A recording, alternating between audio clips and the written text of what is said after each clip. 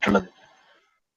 ഓരോന്നെടുത്താണ് ശരിക്ക് നമുക്ക് ചർച്ച ചെയ്ത് അതിന്റെ അവസാനം വരെ പോയാലേ ചിലപ്പോൾ മനസ്സിലാവുള്ളൂ. ഒരുപക്ഷെ ചിലപ്പോൾ ഒന്നിച്ച് പറഞ്ഞാലും മനസ്സിലായിക്കൂടായില്ല. ഒന്നാമത് സ്വർഗവും നരകവും ഉണ്ടാവുക, അങ്ങനെ ഒരു സംഭവം ഉണ്ട് എന്നൊക്കെ പറഞ്ഞ് എന്താ പേടിപ്പിക്കല്, പ്രകോപിപ്പിക്കുക, പ്രലോഭിപ്പിക്കുക എന്നൊക്കെ പറയുന്ന സംഭവം. പിന്നെ അതിന്റെ ശേഷം വേറെയും ഒരുപാട് യുദ്ധം, അത് പിന്നെ തുടർന്നുണ്ടാകുന്ന വിഷയങ്ങളും അങ്ങനെ പലതും സഹോദരൻ ഇവിടെ ചോദിക്കുകയുണ്ടായി. അപ്പൊ അതിൽ ഓരോന്നും ഓരോ രീതിയിലാണ് നമുക്ക് പറഞ്ഞ്, ഒരുപക്ഷെ ഫസ്റ്റ് ഒക്കെ കേൾക്കുന്നവർക്ക് ഒരുപാട് നീട്ടി പറയേണ്ട ഒരു അവസ്ഥയൊക്കെ വന്നേക്കും. എന്നാലും ഏതായാലും നമുക്ക് തുടങ്ങാം. അപ്പോ ഈ പ്രപഞ്ചത്തിന് ഒരു സ്രഷ്ടാവ് ഉണ്ടാവുകയും ആ സ്രഷ്ടാവ് അവന്റെ സൃഷ്ടികളിൽപ്പെട്ട ഒരു വിഭാഗത്തിന് ഇഷ്ടമുള്ളത് തെരഞ്ഞെടുക്കാനുള്ള സ്വാതന്ത്ര്യവും, എന്നിട്ട് ഇന്ന കാര്യങ്ങളൊക്കെ, ഇന്ന നിയമങ്ങളൊക്കെ അനുസരിച്ചിട്ടുണ്ടെങ്കിൽ അവർക്ക് ഇനി രക്ഷകളൊക്കെ ഇനി അടുത്തൊരു ജീവിതത്തിൽ ഉണ്ടാകുമെന്നും, ഇല്ല എങ്കിൽ നരകം പോലെയുള്ള പ്രയാസങ്ങൾ അനുഭവിക്കേണ്ടി വരുമെന്നൊന്നും ഒരു സൃഷ്ടാവിന്റെ ഭാഗത്തു നിന്ന് ഒരിക്കലും ഉണ്ടാവാൻ പാടില്ല എന്ന് പറയുന്നതിലുള്ള യുക്തി എനിക്കൊരിക്കലും പിടികിട്ടുന്നില്ല. നമ്മളൊക്കെ മനസ്സിലാക്കി വെച്ചത് ഓരോന്ന് ചർച്ച ചെയ്യേണ്ടതെന്ന് ഞാൻ പറഞ്ഞിട്ടുണ്ട് കേട്ടോ. സ്വർഗ നരകത്തിന്റെ കാര്യം മാത്രമാണ് ഇപ്പൊ ഞാൻ പറഞ്ഞത്. നമ്മുടെയൊക്കെ അടിസ്ഥാനപരമായ വിശ്വാസം നമ്മൾ മനസ്സിലാക്കിയും നമുക്ക് ബോധ്യപ്പെടുകയൊക്കെ ചെയ്ത സംഭവം, സ്രഷ്ടാവുണ്ട് എങ്കിൽ, പ്രപഞ്ചത്തിന് സ്രഷ്ടാവുണ്ട് എന്നുള്ളത് അതിൻ്റെതായ തെളിവുകളിലൂടെ നമുക്ക് ബോധ്യപ്പെട്ട വിഷയമാണ്. അത് പലപ്പോഴും നമ്മൾ ക്ലബ് ഹൗസിൽ തന്നെ വിവരിച്ചതുമാണ്. ഇപ്പൊ അതിന്റെ സമയമല്ലാത്തത് കൊണ്ട് അതിലേക്ക് ഞാൻ പോകുന്നില്ല. ഏതായാലും ഇത് അംഗീകരിക്കാലോ, ഞാൻ ഈ പറയുന്ന ഒരു ശക്തിയായ ഒരു ഖളിയ എന്ന് പറയാം, അത് നിങ്ങൾക്ക് അംഗീകരിക്കാലോ. ഒരു സ്രഷ്ടാവ് ഈ പ്രപഞ്ചത്തിന് ഉണ്ടായിരുന്നുവെങ്കിൽ അവന് ഏത് തരത്തിലും പ്രപഞ്ചത്തില്, അഥവാ ഈ പ്രപഞ്ചത്തെ അവൻ ഉണ്ടാക്കുമ്പോൾ ഏത് തരത്തിലും സൃഷ്ടിക്കാൻ പറ്റും. അല്ലാതെ ഇന്ന രീതിയിൽ മാത്രമേ അവന് പടക്കാവൂ, ഇന്ന രീതിയിൽ പറ്റൂല എന്ന് പറയുകയാണെങ്കിൽ അവന് സൃഷ്ടാവല്ല എന്നാണ് അതിന്റെ അർത്ഥം. വേറെ ആരോ അവനെ നിയന്ത്രിക്കുന്നു എന്നാണ് അതിന്റെ അർത്ഥം. അപ്പൊ നമ്മുടെ വിശ്വാസം അനുസരിച്ച് ഈ സംഭവ്യമായ കാര്യങ്ങൾ എന്ന് പറയുന്ന ലോകത്ത് ഉള്ള ഏത് കാര്യവും അവന് ചെയ്യാനും പറ്റും, ഒഴിവാക്കാനും പറ്റും എന്നുള്ളതാണ് നമുക്ക് ബോധ്യപ്പെട്ട ഒരു യാഥാർത്ഥ്യം. അപ്പൊ അല്ലാഹു സുബ്ഹാനഹു വ തആല നന്മ മാത്രം ചെയ്യുന്ന തരത്തിൽ ഒരു വർഗത്തെ വേണമെങ്കിൽ പടക്കാവുന്നതാണ്. തിന്മ മാത്രം ചെയ്യുന്ന രീതിയിലുള്ള ഒരു വർഗത്തെ അങ്ങനെയും പടക്കാവുന്നതാണ്. നന്മയോ തിന്മയോ ഇല്ലാത്ത എന്ന് പറഞ്ഞാൽ അവര് ചെയ്യുന്നത് കൊണ്ട് അവർക്ക് ഗുണമോ ദോഷമോ ഒന്നും ഇല്ലാത്ത തരത്തിലുള്ള, എന്തും ചെയ്ത് ജീവിച്ചാലും പ്രശ്നമില്ലാത്ത തരത്തിലുള്ള അങ്ങനെയുള്ള ഒരു വർഗത്തെയും സൃഷ്ടിക്കാം. അതിന്റെ കൂട്ടത്തിൽ ഒരു പ്രത്യേകമായൊരു വിഭാഗത്തെ പടക്കുകയും അവരോട് കുറെ നിയമങ്ങൾ നിർദ്ദേശിക്കുകയും അത് പാലിച്ചവർക്ക് പിന്നീട് ഗുണം ലഭിക്കും, അതിനെ അംഗീകരിക്കാത്ത ആളുകൾക്ക് ഭവിഷ്യത്ത് വരും എന്ന തരത്തിലും സൃഷ്ടിക്കാം എന്നാണ് നമ്മൾ മനസ്സിലാക്കുക. അങ്ങനെ പാടില്ല, ദൈവമാണെങ്കിൽ അങ്ങനെ പാടില്ല എന്നതിന്റെ യുക്തി നമുക്ക് മനസ്സിലാകുന്നില്ല. ഇതെല്ലാം അല്ലാഹു സുബ്ഹാനഹു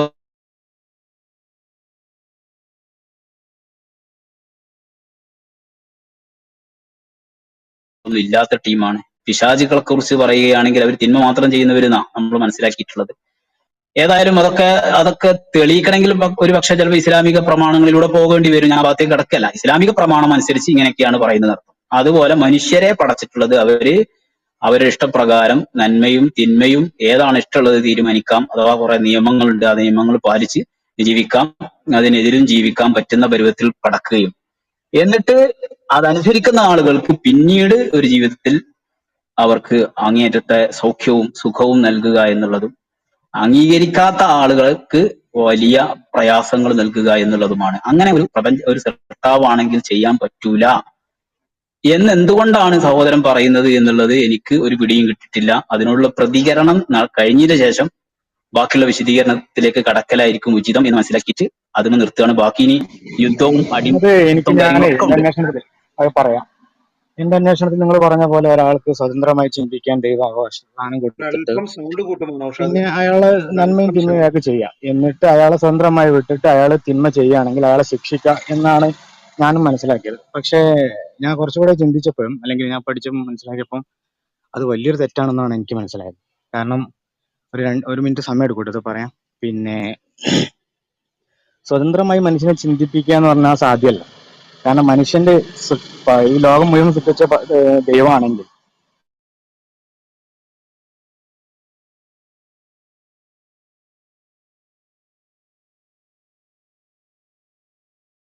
എന്ത് ചിന്ത ഉണ്ടെങ്കിലും അയാളുടെ ഹോർമോണിന്റെ ചേഞ്ചും അയാളുടെ എന്ത് കാര്യത്തിലും സാഹചര്യവും അയാളുടെ എല്ലാ കാര്യത്തിലും ഉത്തരവാദിത്വം ദൈവമാണ്. അങ്ങനെ വരുമ്പം അയാൾക്ക് സ്വതന്ത്രമായി ചിന്തിക്കുക എന്ന് പറഞ്ഞൊരു ഓപ്ഷൻ തന്നെ അവിടെ ഇല്ല. കാരണം എന്താണെന്ന് വെച്ചാൽ അയാൾക്ക് സ്വന്തമായി ചിന്തിക്കാൻ കഴിയില്ല.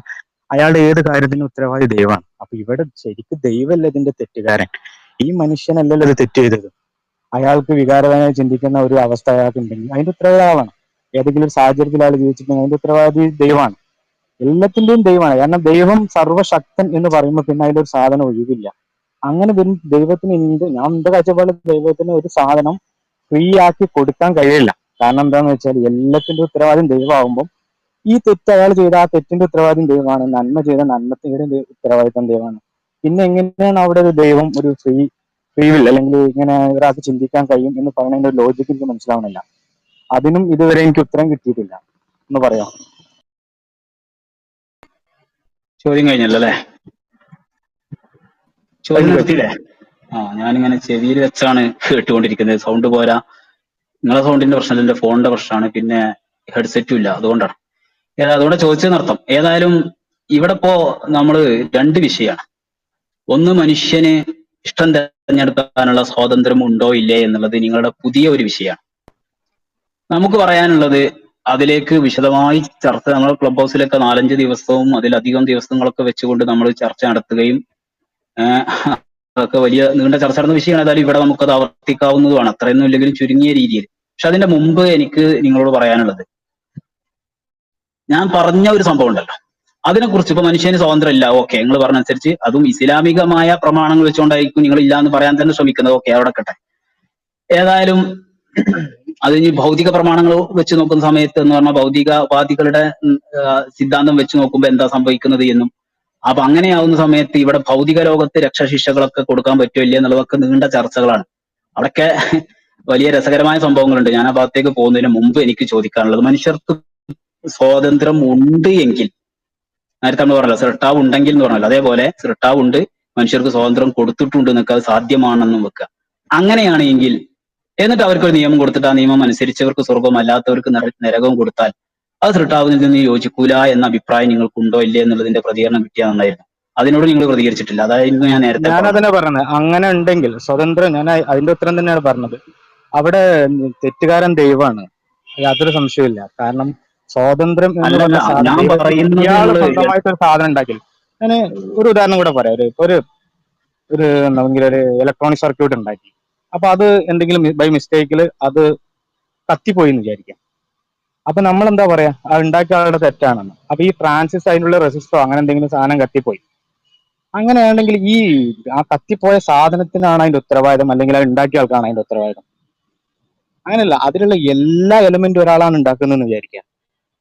പിന്നെ ആ ഉണ്ടാക്കിയ ആളുടെ മിസ്റ്റേക്ക് കൊണ്ടല്ല സംഭവിക്കുന്നത്. അപ്പോ അതിന് സ്വതന്ത്രമായി ചിന്തിക്കാന്ന് പറഞ്ഞാൽ, സ്വതന്ത്രമായി ചിന്തിക്കാൻ ഒരു മനുഷ്യൻ സ്വന്തമായി ചിന്തിക്കണമെങ്കിൽ അയാൾക്ക് ഒരുപാട് ഇൻപുട്ട് കിട്ടണ്ടേ.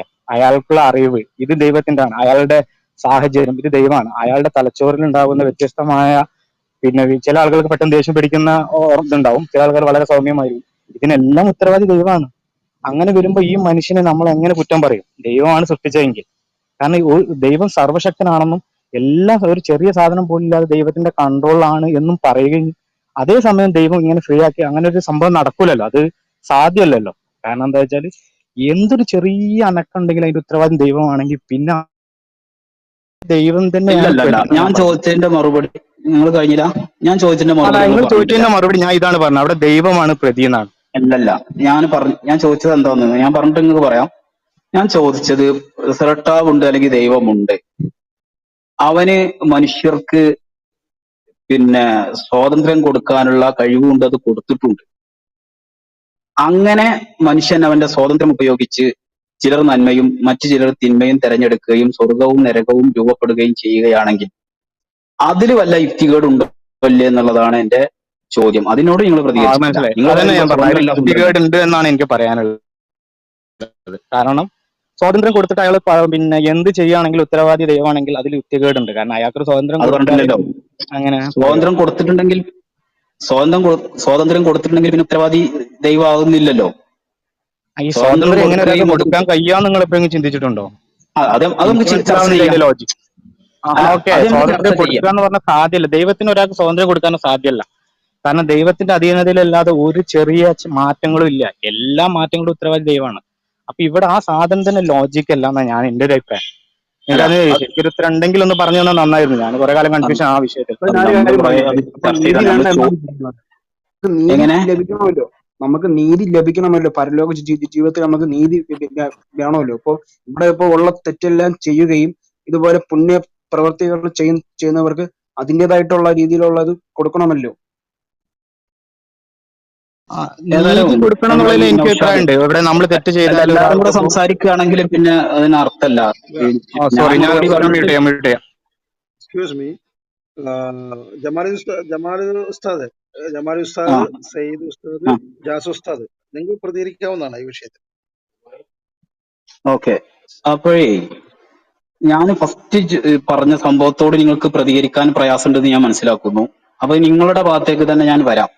അഥവാ ഞാൻ പറഞ്ഞത് എന്തായിരുന്നു, നിങ്ങൾ പറഞ്ഞത് സ്രട്ടാവാണെങ്കിൽ നരകം സ്വർഗമൊന്നും ഇവിടെ ഉണ്ടാകാൻ പറ്റില്ല എന്ന തരത്തിലാണ് പോയിട്ടുള്ളത്. അവിടെ സ്വാതന്ത്ര്യത്തെ കുറിച്ച് നമുക്ക് ചർച്ച ചെയ്യാൻ, വളരെ വിശദമായി ചർച്ച ചെയ്യാൻ നമുക്ക് തയ്യാറാണ്. അതിന് അല്പസമയം വേണ്ടി വരും എന്നുള്ളതാണ്.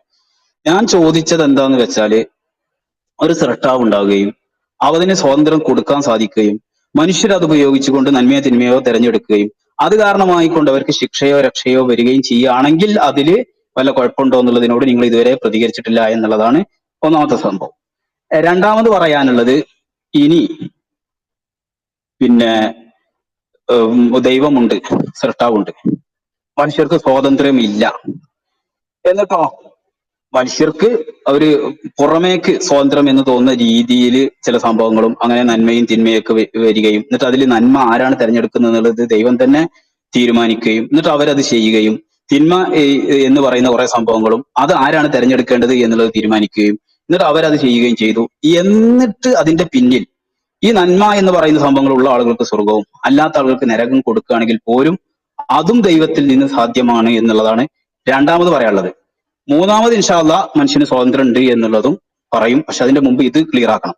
അഥവാ സ്വാതന്ത്ര്യം ഇല്ലെങ്കിൽ പോലും അത് ദൈവത്തിൽ നടക്കുന്നതിന് ഒരു പ്രശ്നമില്ല. അപ്പൊ ഒരു ഉദാഹരണം പറയുകയാണെങ്കിൽ, മനുഷ്യര് ഇപ്പൊ എന്ത് ചെയ്ത് അറുത്ത് അറുത്ത് പുഴുങ്ങി തിന്നുന്ന സാധനങ്ങളാണല്ലോ ഇപ്പോ ആട്, കോഴി, ഇത്തരത്തിലുള്ള ജീവികളൊക്കെ. ഇവർക്ക് ആടാകാനോ, അവർ ആടായത് കൊണ്ടാണ് നമുക്ക് അതിനെ അറക്കാൻ പറ്റുന്നത്. മതം തന്നെ നിർദ്ദേശിക്കുന്നത് നമ്മുടെ സാധാരണയുള്ള സാഹചര്യവും അങ്ങനെ തന്നെയാണല്ലോ, ഇവിടെ ഭൗതികമായിട്ടുള്ള സാഹചര്യം. ഈ ആടായതിന് അതെന്തെങ്കിലും ആ ആട് എന്തെങ്കിലും തെറ്റ് ചെയ്തിട്ടുണ്ടോ? കോഴിയാകുന്നതിന് കോഴി എന്തെങ്കിലും തെറ്റ് ചെയ്തിട്ടുണ്ടോ? മാടാകുന്നതിന് അല്ലെങ്കിൽ പോത്താകുന്നതിന് പോത്ത് എന്തെങ്കിലും തെറ്റ് ചെയ്തിട്ടുണ്ടോ? അതൊന്നും ഇല്ലാത്തതോടുകൂടെ തന്നെ അവരെ നമുക്ക് നമ്മുടെ യഥേഷ്ടം നമ്മുടെ പിന്നെ അറുത്ത് ഭക്ഷണമാക്കാനും മറ്റൊക്കെ നമുക്ക് പറ്റുന്നു. അത് ദൈവം അനുവദിക്കുന്നു. ഇത് ദൈവത്തിന്റെ നിന്ന് സംഭവിക്കൂല എന്ന് നിങ്ങൾ പറയുന്നുണ്ടോ? അപ്പൊ അതേപോലെ മനുഷ്യരെ ഞാൻ നേരത്തെ പറഞ്ഞതുപോലെ എല്ലാം അള്ളാഹു നിയന്ത്രിക്കലോടുകൂടെ തന്നെ അവരിൽപ്പെട്ട ഒരു വിഭാഗത്തെ, ശരിക്കും പറയുകയാണെങ്കിൽ യാതൊരു കാരണവുമില്ലാതെ, പക്ഷെ ഇങ്ങനെ ആടായി എന്നുള്ളൊരു കാരണം, പാപം ചെയ്തവരായി എന്ന് പറയാൻ പറ്റുന്ന ഒരു കാരണം, നന്മ ചെയ്തവരായി എന്ന് പറയുമ്പോൾ മനുഷ്യരായി എന്ന് പറയാൻ പറ്റുന്ന ഒരു കാരണം പോലുള്ള ചില കാരണങ്ങൾ വെച്ചുകൊണ്ട് ഒരു വിഭാഗത്തെ നരകത്തിന്റെ ഭക്ഷണമാക്കുകയും മറ്റൊരു വിഭാഗത്തിന് സ്വർഗീയ സുഖവും നൽകുന്നത് ദൈവത്തിൽ നിന്നും ഉണ്ടാവൂല എന്നുള്ളത് എങ്ങനെയാണ് നിങ്ങൾ പറയുന്നത് എന്നുള്ളതാണ് എന്റെ രണ്ടാമത്തെ ചോദ്യം. ഒന്നാമത്തിനോട് നിങ്ങൾ പ്രതികരിക്കുന്നില്ല, അതുകൊണ്ട് രണ്ടാമത്തെ ചോദ്യത്തിലേക്ക് വന്നതാ. അതില് ഞാൻ മനസ്സിലാക്കുന്നത് ഈ ദൈവം ഉണ്ട് എന്നുള്ളൊരു വിശ്വാസം ഉണ്ടായതുകൊണ്ടാണ് ഈ പ്രശ്നങ്ങളൊക്കെ വരുന്നത്. അങ്ങനെ വരുമ്പോഴാണ് ഈ പറയുന്നത് ദൈവം ചെയ്തു എന്ന് പറയുമ്പോഴാണ് ഇതൊക്കെ ഉണ്ടാവുക. ദൈവം അങ്ങനെ ഇവിടുത്തെ പ്രപഞ്ചത്തിൽ ഒരു സാധനം നോക്കിയാലും ഇതിന്റെ പിന്നിൽ ഒരു നീതിമാനായ ദൈവം ഉണ്ടാവാൻ സാധ്യതയില്ല എന്നാണ് നമുക്ക് പെട്ടെന്ന് ഒറ്റനോട്ടത്തിൽ മനസ്സിലാവുന്നത്. പക്ഷെ നമ്മൾ ദൈവം ഉണ്ട് എന്ന് പറഞ്ഞ് ഇതിനെ ന്യായീകരിക്കാൻ അല്ലെങ്കിൽ ഈ സാധനങ്ങൾക്കൊക്കെ തെളിവ് അന്വേഷിച്ച് നടക്കുമ്പോഴാണ് നമുക്ക് ഇങ്ങനെ ഒരു ബുദ്ധിമുട്ടുണ്ടാവുക. അതേസമയത്ത് ദൈവം ഉണ്ടാക്കിയതല്ല എന്ന വിശ്വാസമാണെങ്കിൽ ഇതൊന്നും ഒരു വിഷയമല്ല. കാരണം അതിൽ നമുക്ക് സംശയമില്ല, അതൊക്കെ സ്വാഭാവികമായിട്ട് അങ്ങനെ സംഭവിച്ച അങ്ങനെ ആവും. അത്രേ ഉള്ളൂ ആ വിഷയത്തിൽ എന്റെ ഒരു കാഴ്ചപ്പാട്. പക്ഷെ ദൈവം ഉണ്ട് എന്ന് പറയുകയാണെങ്കിൽ ഇതിനൊക്കെ വിഷയം വേറെ വേറെ വരും. ദൈവം, നീതി, അതിന്റെ കാരണം എന്താണ്, എന്തുകൊണ്ട് അങ്ങനെ അന്യായം കാണിക്കുന്നു, ഈ വിഷയങ്ങളൊക്കെ വേറെ വരും. ഞാൻ പറയണില്ല, കൂടുതൽ നിങ്ങൾ തന്നെ പറയും. ഞാൻ മ്യൂട്ട് ചെയ്യാൻ മറന്നുപോയിരുന്നു, ക്ഷമിക്കണം. പിന്നെ ഞാനിപ്പോ ഈ രണ്ടാമത്തെ ചോദ്യത്തോടും നിങ്ങൾ കൃത്യമായിട്ട് പ്രതികരിക്കല്ല ചെയ്യുന്നത്, മറ്റൊരു വിഷയത്തിലേക്ക് കൊണ്ടുപോവുകയാണ് ചെയ്തിട്ടുള്ളത് എന്നുള്ളത് കേട്ടു നിൽക്കുന്ന ആളുകളും ഞാനും തിരിച്ചറിഞ്ഞിട്ടുണ്ട്. അത് ഞാൻ കാരണം സോറി കേട്ടോ, ഞാൻ അങ്ങനെ പറയാൻ അല്ലല്ല അങ്ങനെ അല്ലാത്തൊരു ഉത്തരം അതിന് ഇല്ലാത്തതുകൊണ്ടാണ് എനിക്ക് നൗഷാദ് ഞാൻ എങ്ങനെ മനസ്സിലാക്കുന്നത്. അല്ലല്ല ഇപ്പൊ നിങ്ങൾ അങ്ങനെ പറഞ്ഞ നിങ്ങൾ ദൈവം ഇവിടെ എന്ത് പറഞ്ഞാൽ മതിയായിരുന്നു. അങ്ങനെ സൃഷ്ടാവ് ചെയ്യുകയാണെങ്കിൽ അതിന് അനീതി എന്നോ അത് പ്രശ്നമായിട്ടോ പറയാൻ പറ്റൂല. അല്ലാതെ ദൈവം ഉണ്ട് എന്നുള്ളത് തെളിയണം, അല്ല, ദൈവം ഉണ്ടായതുകൊണ്ടാണ് ഈ എനിക്ക് പ്രശ്നം എനിക്ക് ഉണ്ടായത് ഞാൻ എന്നൊന്നും പറയുന്നത് മനസ്സിലാക്കിയത് അർത്ഥമല്ലല്ലോ. അപ്പൊ നിങ്ങൾ പറഞ്ഞ ജമാൽ മനസ്സിലായി. പക്ഷെ ഉസ്താദ് എനിക്ക് അവിടെ വിഷയം വരുന്നത് എന്താ ജമാൽ വെച്ചാൽ ഉസ്താദ് ദൈവം ഉണ്ട് എന്നൊരു വിശ്വാസം ഇല്ലാത്തതുകൊണ്ടാണ് പ്രശ്നം വരുന്നത്. ജമാൽ ഇവിടെ ഉസ്താദെ ദൈവം ഉണ്ട് ഒരു എന്നുള്ള സെക്കൻഡ് രീതിയിൽ അതെ അതെ വിശ്വസിക്കുകയാണെങ്കിൽ നീതിക്ക് നമുക്ക് ജമാൽ ചർച്ച ചെയ്യായിരുന്നു. പക്ഷെ നൗഷാദ് എന്റെ ഇത് അങ്ങനെയല്ലല്ലോ. നൗഷാദ് അതുകൊണ്ടാണ് ഞാൻ ചോദിക്കുന്നത്. നൗഷാദ് ഞാൻ ബ്രദർ പറഞ്ഞില്ല, നേരത്തെ പറഞ്ഞ വിഷയം തന്നെയാണ് ഇത്. നൗഷാദ് ബ്രദർ നീതിയല്ല. നൗഷാദ് ദൈവം ബ്രദർ സൃഷ്ടിച്ചതാണെങ്കിൽ നൗഷാദ് പിന്നെ അങ്ങനെ ദൈവത്തിന് നൗഷാദ് സാധ്യതയില്ല എന്റെ ഇവിടെ. എക്സ്ക്യൂസ് ഹലോ, മീ നൗഷാദ് എന്റെ ശബ്ദം കേൾക്കുന്നുണ്ടോ? സോറി, നൗഷാദ് പറഞ്ഞോളൂ പറഞ്ഞോളൂ. നൗഷാദ് നൗഷാദ് അതായത് ജമാലുദ്ദീൻ ഉസ്താദ്, അതായത് മോഡറേറ്ററായ ജമാലുദ്ദീൻ ഉസ്താദ് മറുപടി തരുമ്പോ സ്വാഭാവികമായും അത് ഫുള്ള് കേട്ട ശേഷം മാത്രം പ്രതികരിക്കുന്നതായിരിക്കും നല്ലത്. കാരണം എന്താണ്, രണ്ടാളും ഒരേ ലെവലിലേക്ക് അങ്ങോട്ട് പറഞ്ഞു കഴിഞ്ഞാല് ഇത് തിരിയാതെ വരും. അപ്പൊ സോറി, ഞാൻ എന്നോട് തിരിയണമെങ്കിൽ ചോദിച്ചപ്പോഴാണ് പറഞ്ഞത് കേട്ടോ. ഞാൻ ചോദിച്ചത് അദ്ദേഹം അതുകൊണ്ട് പറഞ്ഞു. പിന്നെ മാത്രമല്ല, രണ്ടാളും ഒന്നിച്ച് ഈ ജമാലുദ്ദീൻ കാറും അതുപോലെ ജാസിസ് സാദൊക്കെ ഈ മനസ്സിലായി. വിഷയത്തിൽ വളരെ മാന്യമായി സംസാരിക്കുന്നവരാണെന്നും പിന്നെ അങ്ങനെ ഓക്കെ ഓക്കെ വിഷയത്തിൽ ജമാൽ സംസാരിക്കുന്ന ജമാലുദ്ദീൻ ആൾക്കാരാണെന്ന് ഉസ്താദ് എനിക്കറിയാം. വളരെ അതുകൊണ്ടാണ് ഞാൻ കാമാൻ ആ ഓക്കെ വളരെ കാമാൻ ക്വയറ്റ് ആയിട്ടാണ് ജമാലുദ്ദീൻ ഉസ്താദ് ഇപ്പൊ നമ്മളോട് സംസാരിച്ചുകൊണ്ടിരിക്കുന്നത്. അങ്ങനെ തന്നെയാണ് ജമാലുദ്ദീൻ ഉസ്താദിന്റെ ശൈലി. അപ്പൊ സ്വാഭാവികമായും ഉസ്താദിന് പറയാനുള്ളത് നമ്മൾ പറഞ്ഞു തീർന്ന ശേഷം ഓക്കെ സോറി കണ്ടിന്യൂ ചെയ്യാൻ കേട്ടോ. ഓക്കെ ഉസ്താദ് തുടരും. ഉസ്താദ്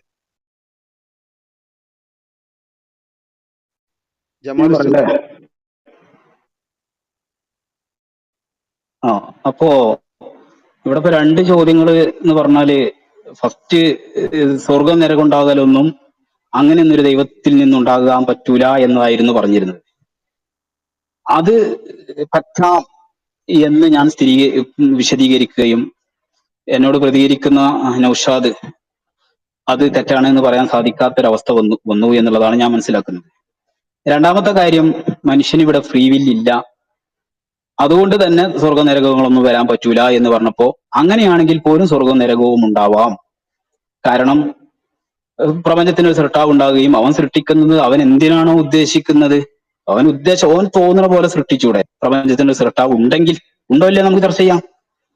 നമ്മൾ തന്നെ നമ്മുടെ അധികാര പരിധിയിൽ നമ്മളിപ്പോ ഒരു വീടുണ്ടാക്കണേ നമുക്ക് ഇഷ്ടമുള്ള പോലെയാണ് വീടുണ്ടാക്കുക. പക്ഷെ നമ്മൾ പോലുള്ള സമന്മാരായ മനുഷ്യന്മാരും മറ്റും പലതും പരിഗണിക്കേണ്ടത് കൊണ്ട് കുറെയൊക്കെ ഒരുപാട് വിഷയങ്ങൾ നമ്മൾ പരിഗണിക്കേണ്ടി വരുന്നത് വേറെ വിഷയം. അതേ സ്ഥാനത്ത് ഒരു സൃഷ്ടാവ് ആകുമ്പോ അങ്ങനെയല്ലല്ലോ. അവനാണ് ഈ സാധനത്തെ പടക്കുന്നത് തന്നെ. മനുഷ്യരെ സംബന്ധിച്ചിടത്തോളം ഒന്നും അവൻ പടക്കുന്നില്ല. ഉള്ളത് മറ്റാരോ ഉണ്ടാക്കി വെച്ചതോ അല്ലെങ്കിൽ പ്രകൃതിയാൽ ഉണ്ടായതോ എന്നൊക്കെ പറയുന്ന സംഭവങ്ങളിൽ ചില കാര്യങ്ങളൊക്കെ ചെയ്യാണ്. ഏതായാലാവട്ടെ, അപ്പോ ഈ പ്രപഞ്ചത്തെ പടച്ചവൻ തന്നെ അവർ എന്തിന് പടക്കണം, എങ്ങനെ പടക്കണം എന്ന് തീരുമാനിക്കാനുള്ള അധികാരം ആ പടച്ചവൻ ഉണ്ടാവും എന്നുള്ളത് ഏതൊരു ബുദ്ധിക്കും മനസ്സിലാക്കാൻ പറ്റുന്ന, ഏതൊരു മനുഷ്യനും മനസ്സിലാക്കാൻ പറ്റുന്ന ഒരു ലോജിക്കാണ്. അപ്പോ മനുഷ്യരെ പടക്കുകയും അവർക്ക് ഭക്ഷണം വേണ്ട രീതിയിൽ പടക്കുകയും അവർക്ക് ഭക്ഷണമായിട്ട് നാക്കാലികളെയും മറ്റൊക്കെ പടക്കുകയും അവരെ ഒരു തെറ്റുമില്ലാതെ അറുത്ത് വെട്ടി കഷ്ണമാക്കി മാംസമാക്കി നിർത്തുന്നില്ല. ആ മാംസത്തെ തീയിലിട്ട് വേവിച്ച് എന്നിട്ട് അത് അകത്തേക്ക് വരുത്തി പിന്നെ അവിടുന്ന് അങ്ങോട്ടുള്ളത് ഞാൻ പറയുന്നില്ല. ആ കാരണവുമില്ലാതെ അവകളെ തള്ളാനുള്ള സാഹചര്യം ഒരു സൃഷ്ടാവ് ഉണ്ടെങ്കിൽ അങ്ങനെ ചെയ്യാൻ പറ്റില്ല എന്ന് നിങ്ങളും പറഞ്ഞിട്ടില്ല. അങ്ങനെയാണെങ്കിൽ സംഭവം മാത്രല്ലേ. അപ്പൊ അവരിൽപ്പെട്ട നരകത്ത് കൊണ്ടുപോയി ഇടാം, നരകത്തിന് ഭക്ഷണമാക്കാം. നമ്മൾ മുമ്പ് എന്തെങ്കിലും ചെയ്തത് കൊണ്ടൊന്നല്ല, ഭൂമിയിലേക്ക് അവരെ പറഞ്ഞയക്കാവുന്നതാണ്. ഇനി സ്വർഗവും നരകവും ഇല്ലാതെ മരണത്തോടുകൂടെ തീരുന്ന രീതിയിലുമാക്കാവുന്നതാണ്. എന്തോ അവനിഷ്ടമുള്ളത്, എന്താണോ വിചാരിച്ചത് ആ രീതിയിൽ സൃഷ്ടാവാണെങ്കിൽ ചെയ്യാം എന്നുള്ളതാണ് ഞങ്ങൾ മനസ്സിലാക്കുന്നത്. അപ്പൊ അതും ശരിയല്ല എന്ന് അത് ഞാൻ ആ പറഞ്ഞ കാര്യം ശരിയാണെന്ന് പറയുന്നതിന് പകരം ഇതൊക്കെ ഈ പ്രശ്നങ്ങളൊക്കെ ഇത് പ്രശ്നമാണെന്ന് പറഞ്ഞത്. പ്രപഞ്ചം സൃഷ്ടാവ് ഉണ്ടെങ്കിൽ ഇത് എങ്ങനെ പ്രശ്നമാവും എന്നുള്ളതാണ് എന്റെ ചോദ്യം. എന്നിട്ട് പറയണം, ഈ പ്രശ്നങ്ങളൊക്കെ ഇവിടെ ഉത്ഭവിച്ചത് ഒരു ദൈവം ഉണ്ട് എന്നൊക്കെ പറയുന്നതിനാൽ ആണ് ഈ പ്രശ്നം എന്ന് പറഞ്ഞാൽ എന്തുകൊണ്ട് പറയുന്നു, അതിന് തെളിവുണ്ടോ എന്നുള്ള വിഷയത്തിലേക്കാണ്. ദൈവമുണ്ട് എന്നുള്ളതിന് എന്താണ് തെളിവ് എന്ന വിഷയമാണ് സഹോദരന് ചർച്ച ചെയ്യാൻ താല്പര്യമെങ്കിൽ അതിലേക്ക് പോകാം. പക്ഷെ അതുകൊണ്ടല്ലല്ലോ നിങ്ങൾ തുടങ്ങിയത്, അതുകൊണ്ടാണ് ഈ രീതിയിലേക്ക് വന്നത്. ഇനി ദൈവമുണ്ട്, അവന് ഈ മനുഷ്യർക്ക് ഫ്രീ വിൽ ഉണ്ട് എന്നുള്ള വിഷയമാണ് ചർച്ച ചെയ്യേണ്ടതെങ്കിൽ അപ്പോഴും ഞാൻ പറഞ്ഞു കഴിയുമ്പോൾ ഇതൊക്കെ വന്നത് സൃഷ്ടാവ് ഉണ്ട് എന്ന് പറഞ്ഞത് കൊണ്ടാണ് എന്ന് പറഞ്ഞ് പോകുന്നതിനേക്കാൾ നല്ലത് വേണമെങ്കിൽ സൃഷ്ടാവ് ഉണ്ടോ ഇല്ലേ എന്നുള്ളതിനെ കുറിച്ച് ലോജിക്കലായിട്ട് വല്ലതും പറയണ്ടോ എന്ന ഭാഗത്തേക്ക് വേണമെങ്കിൽ പോകാം. അപ്പൊ ഒരു വിഷയം ബോധ്യപ്പെട്ട് കഴിഞ്ഞാല് അത് ശരിയാണ് എന്ന് അംഗീകരിക്കുന്ന നല്ല നല്ല യുക്തിവാദികൾ നമുക്ക് പലപ്പോഴും നമ്മുടെ ഗ്രൂപ്പുകളിലൊക്കെ വന്നിട്ടുണ്ട്. ഇദ്ദേഹം സമ്മതിക്കുന്നില്ല, പക്ഷെ സമ്മതിച്ച പരുവത്തിലാണ് അടുത്ത വിഷയത്തിലേക്ക് ചാടിക്കൊണ്ടിരിക്കുന്ന ഒരു അനുഭവം വരുന്നത്. നീട്ടി സംസാരിക്കുന്നത് ഉചിതല്ല. അല്പം നീണ്ടിട്ടുണ്ടെങ്കിൽ ക്ഷമ ചോദിക്കുകയും ചെയ്യുന്നു. ഓക്കെ, അബു ചോദിക്കുക. നൗഷാദിലേക്ക് ഞാനിപ്പോ വരാം. DR താങ്കളിലേക്ക് എത്താം. അതിനു മുമ്പ് ഞാൻ അബുവിന് അവസരം കൊടുക്കേണ്ടതുണ്ട്. അബു ചോദിക്കൂ. നൗഷാദ് ഞാൻ വരുന്നുണ്ട് കേട്ടോ. ഞാനിപ്പോ കേൾക്കാമല്ലോ അല്ലേ? കേൾക്കുന്നില്ല? ഓക്കെ. ഇതുവരെ നടന്ന സംസാരങ്ങളുമായി ബന്ധപ്പെട്ട് പിന്നെ ഒരു വിശ്വാസി എന്നുള്ള നിലയിൽ എനിക്ക് ഉള്ള ബോധ്യങ്ങൾ, ഇതുമായി ചില ആളുകൾ ഒക്കെ പറഞ്ഞ സംശയങ്ങൾ എല്ലാ മനുഷ്യർക്കും ഉണ്ടാവുന്നതാണ്. വിശ്വാസികൾക്കും അവിശ്വാസികൾക്കും ഒക്കെ ഒരു സ്റ്റേജിലൂടെ, സന്ദേഹവാദമൊക്കെ വന്ന ഒരു സ്റ്റേജിലൂടെയൊക്കെ കടന്നു പോകുന്ന കാലഘട്ടത്തിൽ ചിന്തിക്കുകയും അതിന് ഉത്തരം മനസ്സിലാക്കുകയൊക്കെ ചെയ്ത വ്യക്തികളാണ്. അതിൽ പിന്നെ എല്ലാം കൂടി വിശദമായിട്ട് ഒരു ലളിതമായിട്ട് ഞാൻ പറഞ്ഞു പോവുകയാണ്. അതിൽ പിന്നെ പണ്ഡിതന്മാരിവിടെ ഇരിക്കുന്നുണ്ട്, മറുപടി പറയുന്നവർ ഇരിക്കുന്നുണ്ട്. എങ്കിലും ഒരു സാധാരണ വിശ്വാസിയുടെ ബോധ്യങ്ങൾ ഉണ്ടാവില്ല. ആ ബോധ്യങ്ങൾ പറയണം എന്നുള്ള രീതിയിലാണ് നേരത്തെ വേറൊരു വിഷയമായിട്ട് സംസാരിക്കണം എന്ന് വിചാരിച്ച കാര്യം ഇത്. പക്ഷെ പിന്നീട് ചർച്ച ചെയ്ത് വേറൊരു ഘട്ടത്തിലാണ് ഇപ്പോൾ എത്തി നിൽക്കുന്നത്. അപ്പോൾ ഇവിടെ ഉരുത്തിരിഞ്ഞു വന്ന ചോദ്യം പിന്നെ ദൈവത്തിന്റെ യുക്തി, മനുഷ്യന്റെ ഈ ഒരു സൃഷ്ടിപ്പുള്ള യുക്തിയെയാണ് അദ്ദേഹം ചോദ്യം ചെയ്തതെന്നാണ് ഞാൻ മനസ്സിലാക്കുന്നത്. അപ്പോൾ ദൈവം ഉണ്ടോ ഇല്ലേ എന്നുള്ള ഒരു ചർച്ച അവിടെ നിർത്തിക്കൊണ്ടാണ് പിന്നീടുള്ള കാര്യങ്ങൾ അദ്ദേഹം ചർച്ച ചെയ്യുന്നത്. ഇത് രണ്ടും ദൈവം ഉണ്ട് എന്നുള്ളത് അന്ധവിശ്വാസമാണ് എന്ന് യുക്തി അല്ലെങ്കിൽ പിന്നെ യുക്തിഭദ്രമായിട്ടാണ് സംസാരിക്കുന്നത് എന്ന് വാദിക്കുന്ന കൂട്ടരും, ദൈവമില്ല എന്നുള്ളത് തന്നെ അന്ധവിശ്വാസമാണ് എന്ന് വിശ്വാസികളും പരസ്പരം പറയുകയാണ്. അത് തെളിവുകൾ വെച്ചുകൊണ്ട് തന്നെയാണ് രണ്ടു കൂട്ടരും സംസാരിക്കുന്നത്. ആ ഘട്ടത്തിൽ ദൈവമുണ്ട് എന്നുള്ളതിനാണ് തെളിവുകൾ അല്ലെങ്കിൽ അതുമായി ബന്ധപ്പെട്ട ഉപോത്ബലമായിട്ട് കിട്ടുന്ന തെളിവുകളോട് ദൈവമുണ്ട് എന്നുള്ളതിനാണ് കൂടുതൽ പ്രബലമായിട്ടുള്ളത് എന്നിടത്താണ് നമ്മളൊക്കെ വിശ്വാസികളായി മാറിയത്. അങ്ങനെ വിശ്വാസികളായി മാറിയതിന് ശേഷം ഈ ദൈവത്തിന്റെ സൃഷ്ടിപ്പിന്റെ അല്ലെങ്കിൽ പ്രപഞ്ചാതീതനാണ് ദൈവം എന്ന് വിശ്വസിക്കുമ്പോൾ പ്രപഞ്ചാതീതനായ ദൈവത്തിന് മനുഷ്യരെ സൃഷ്ടിപ്പിന്റെ പിന്നിലുള്ള ലക്ഷ്യം എന്ത് എന്ന് ചിന്തിക്കുന്നതിൽ ഒരു യുക്തിയുണ്ട് എന്ന് എനിക്ക് തോന്നുന്നില്ല. കാരണം അത് പിന്നെ പ്രപഞ്ചത്തിനകത്തുള്ള ഒരാളുടെ യുക്തിക്ക് മനസ്സിലാകുന്നതിനപ്പുറമുള്ള ഒരു സംഗതിയാണ്. അപ്പൊ ദൈവം ആ സംഗതി സൃഷ്ടിച്ചു, മനുഷ്യനെ സൃഷ്ടിച്ചു. ഇപ്പം നേരത്തെ ഒരാൾ പറഞ്ഞു ഖുർആൻ പ്രവാചകനാണ് ഇറക്കി കൊടുത്തത്, അപ്പോൾ മനുഷ്യരിലേക്ക് എന്ന് പറയാൻ പറ്റുമോ എന്ന് ചോദിച്ചല്ലോ. അപ്പോൾ ഖുർആൻ തുടങ്ങുന്നത് തന്നെ ദാലിക്കൽ കിതാബു ലാ റൈബ ഫീഹി ഹുദൽ ലിൽ മുത്തഖീൻ, ഇതൊരു ഹുദയാണ്, അതിൽ ഹുദയുണ്ട് എന്നുള്ള കാര്യത്തിൽ സംശയമേ ഇല്ല എന്ന് പറഞ്ഞിട്ട് പിന്നെ ഈമാൻ കാര്യങ്ങൾ അടിസ്ഥാനപരമായിട്ട് ഇങ്ങനെ പറയും. അതിൽ പ്രധാനപ്പെട്ട സംഗതി സത്യവിശ്വാസത്തിന്റെ അടിസ്ഥാന വാചകം ലാ ഇലാഹ ഇല്ലല്ലാഹ് മുഹമ്മദ്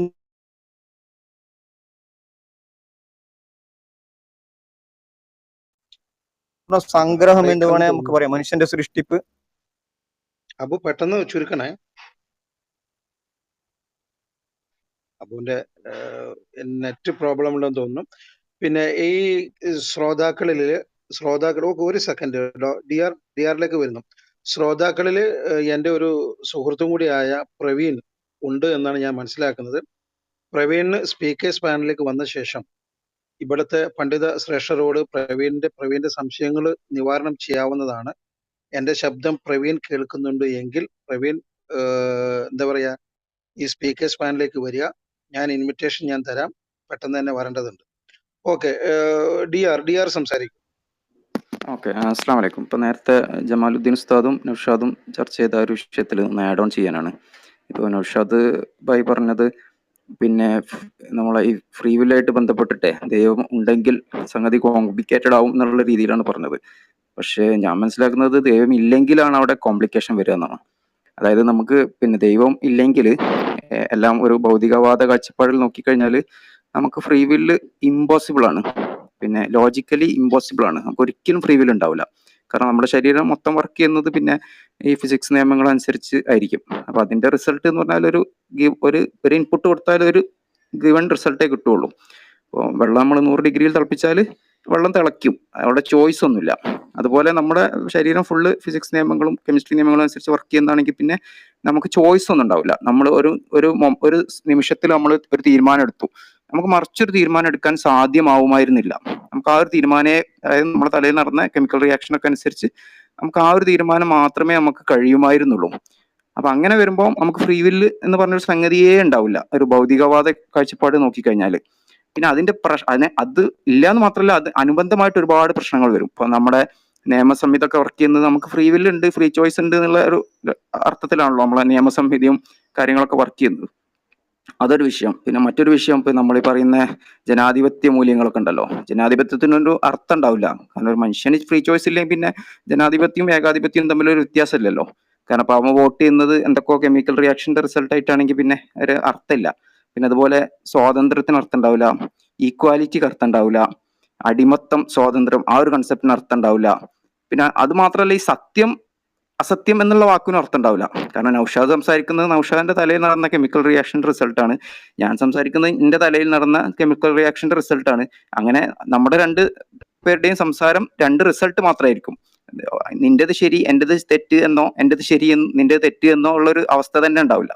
അപ്പൊ ഒന്നിനും ഒരു അർത്ഥമില്ലാതെ വരും. സത്യം അസത്യം എന്നുള്ള വാക്കിന് പോലും അർത്ഥമില്ലാതെ വരും. അപ്പൊ അതായത് മൊത്തത്തിൽ ഭയങ്കര കോംപ്ലിക്കേഷനിലേക്ക് നയിക്കും. അതേസമയം പിന്നെ ഫ്രീ വിൽ ഉണ്ടാവണമെങ്കിൽ ദൈവം എന്നുള്ള ഒരു കൺസെപ്റ്റ് അവിടെ വരേണ്ടതുണ്ട്. കാരണം അഭൗതികമായ എന്തോന്നുണ്ടെങ്കിലേ ഫ്രീ വിൽ ഉണ്ടാവാൻ കഴിയുള്ളൂ. ഭൗതികമായിട്ടുള്ള കാര്യങ്ങൾ മാത്രമാണെങ്കിൽ free will is absolutely impossible. അപ്പൊ ആ ഒരു കാര്യം ഈ ചർച്ചയിലേക്ക് ആഡ് ചെയ്യാൻ ഉദ്ദേശിച്ചതാണ്. അസ്സലാമു അലൈക്കും. ഒന്ന് പറഞ്ഞോളൂ സാറേ. ഹലോ, പറയൂ അബ്ദുൾ, പെട്ടെന്ന് ആഡ് ചെയ്യണേ. അതെ പെട്ടെന്ന് ഞാനേ അമലെ, അയാൾ പറയുന്നതിന് മുമ്പ് ഞാൻ ജസ്റ്റ് ഒന്ന് ബിസി ആകുന്നുണ്ട്. പിന്നെ ഉടനെ കയറും ഇൻഷാ അല്ലാഹ്. മറ്റു സമരങ്ങൾ ഉണ്ടല്ലോ ഇതിൽ, വേറെ സമരമില്ലാത്തൊരു ജമാലുദ്ദീൻ ഉസ്താദ് ഒരു മിനിറ്റ്. ജാസ് ഉസ്താദ് റെഡി അല്ലേ? ജാസ് ഉസ്താദ് ഇൻഷാല്ല ഡോക്ടർ സയൂബ് ഒക്കെ നമ്മളെ വിഷയങ്ങൾ കൈകാര്യം ചെയ്യാൻ പറ്റുന്ന ആളാണ്, അതുകൊണ്ട് ചോദിച്ചോട്ടെ. ഓക്കെ ചോദിക്കൂ അബ്ദുൾ. ആഡ് ചെയ്ത ശേഷം ഞാൻ അശ്വിനിലേക്ക് കടക്കും കേട്ടോ. ഓക്കെ. ഈ ഇൻഫിനിറ്റി റിഗ്രഷൻ അത് ഇമ്പോസിബിൾ ആയ ഒരു കാര്യമാണെന്നും ആ ഇമ്പോസിബിലിറ്റി നിർത്തണമെങ്കിൽ ഒരു എൻഡ് വേണമെന്നുള്ളത് വിശ്വാസികളുടെ മാത്രം പ്രശ്നമല്ല, അത് മതമില്ല സൃഷ്ടാവില്ല എന്ന് വാദിക്കുന്നവരുടെ കൂടെ പ്രശ്നമാണ്. എന്ന് പറഞ്ഞാൽ ഒരിക്കലും ബുദ്ധി അംഗീകരിക്കാത്ത ഒരു തിയറിയാണ് ഇൻഫിനിറ്റി റിഗ്രഷൻ. അപ്പോൾ അതുകൊണ്ട് വിശ്വാസികൾ അതിനൊരു അഭൗതികമായ കാരണം കാണുന്നു, മതമില്ലാത്തവർ സൃഷ്ടാവിനെ അംഗീകരിക്കാത്തവർ അതിന് വീണ്ടും ഒരു ഭൗതികമായ കാരണം കാണുന്നു, അതിന് പിന്നെയും കാരണങ്ങൾ ഭൗതികമായതുകൊണ്ട് തന്നെ ആവശ്യം വരും. അപ്പോൾ അവർ കാണുന്ന കാരണം കാരണമല്ലാതാവുകയും അത് വെറും ഒരു തിയറി മാത്രമായി അവശേഷിക്കുകയും ചെയ്യുന്നു. അപ്പോൾ ഇതിനൊരു എൻഡ് കാണുക എന്നുള്ളത് വിശ്വാസികളുടെ മാത്രം പ്രശ്നമായി അവതരിപ്പിക്കുന്നിടത്ത് വലിയ ഒരു മണ്ടത്തരുണ്ട് എന്ന് ഓർമ്മപ്പെടുത്താം. ഓക്കെ ഞാൻ ഉനൈസ് കുറെ നേരമായി, നൂർ ഫൈസിയും ഉണ്ട്. ഉസ്താദെ ഒന്ന് മൈക്ക് തരുമോ? ഒരു സംശയം ചോദിക്കാൻ ഒരു മൈക്ക് തരുമോ? ഒരു മിനിറ്റ്. ഓക്കെ ഉനൈസ്, എങ്കിൽ ഈ സംശയത്തിലേക്ക് പോയ ശേഷം ഉനൈസിലേക്ക് ഞാൻ വരുന്നതാണ്. ഓക്കെ, സംശയം ചോദിക്കൂ. ജാസു ഉസ്താദ് കേൾക്കേണ്ടതുണ്ട്, നൂർ ഫൈസി ഉസ്താദും കേൾക്കേണ്ടതുണ്ട് കേട്ടോ. ഓക്കെ, ചോദിക്കൂ P K. Okay, thank you. അല്ല, എനിക്കൊരു സംശയമുള്ളത്, കുറെ ഞാൻ നന്നായിട്ട് അന്വേഷിച്ചുകൊണ്ടിരിക്കുന്ന ഒരു വിഷയമാണ്. അതെന്ന് പറയുന്നത്, ദൈവം മനുഷ്യനെ സൃഷ്ടിച്ചത് ഇൻസെസ്റ്റുകളായിട്ടാണ്.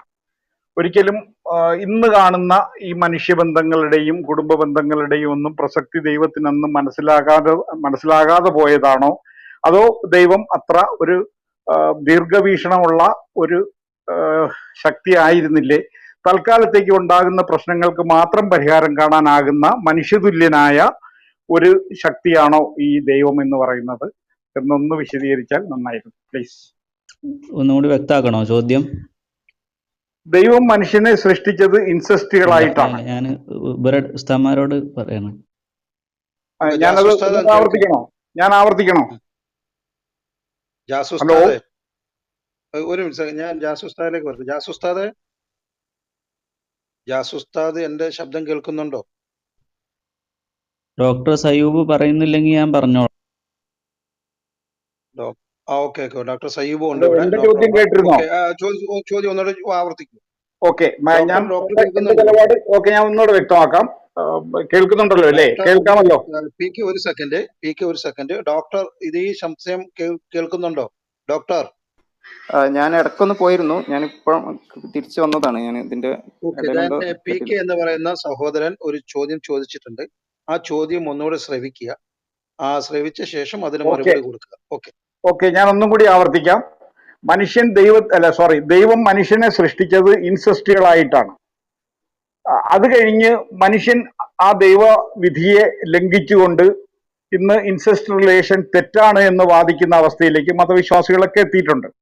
അപ്പോ എവിടെ ആർക്കാണ് പിഴവ് പറ്റിയത്? ദൈവത്തിന് പറ്റിയ പിഴവാണോ? ദൈവത്തിന് ഇത്ര ദീർഘവീക്ഷണം ഇല്ലാത്ത ഒരു ശക്തിയായിരുന്നോ? തൽക്കാലത്തേക്ക് 2 വർഷത്തേക്കും 6 മാസത്തേക്കും നിയമങ്ങൾ ഉണ്ടാക്കുന്ന നമ്മുടെ മനുഷ്യന് അല്ലെങ്കിൽ മുന്നിൽ കാണുന്ന പ്രശ്നങ്ങൾക്ക് മാത്രം പരിഹാരം നിർദ്ദേശിക്കാനാകുന്ന ഒരു ശക്തിയാണോ ദൈവം? അതോ ദൈവം അങ്ങനെ തന്നെയാണോ പ്ലാൻ ചെയ്ത് മനുഷ്യനെ സൃഷ്ടിച്ചത് ഇൻസെസ്റ്റുകളായിട്ടാണോ? ദൈവവിശ്വാസികൾ പക്ഷെ ഇന്നത് അംഗീകരിക്കുന്നില്ല.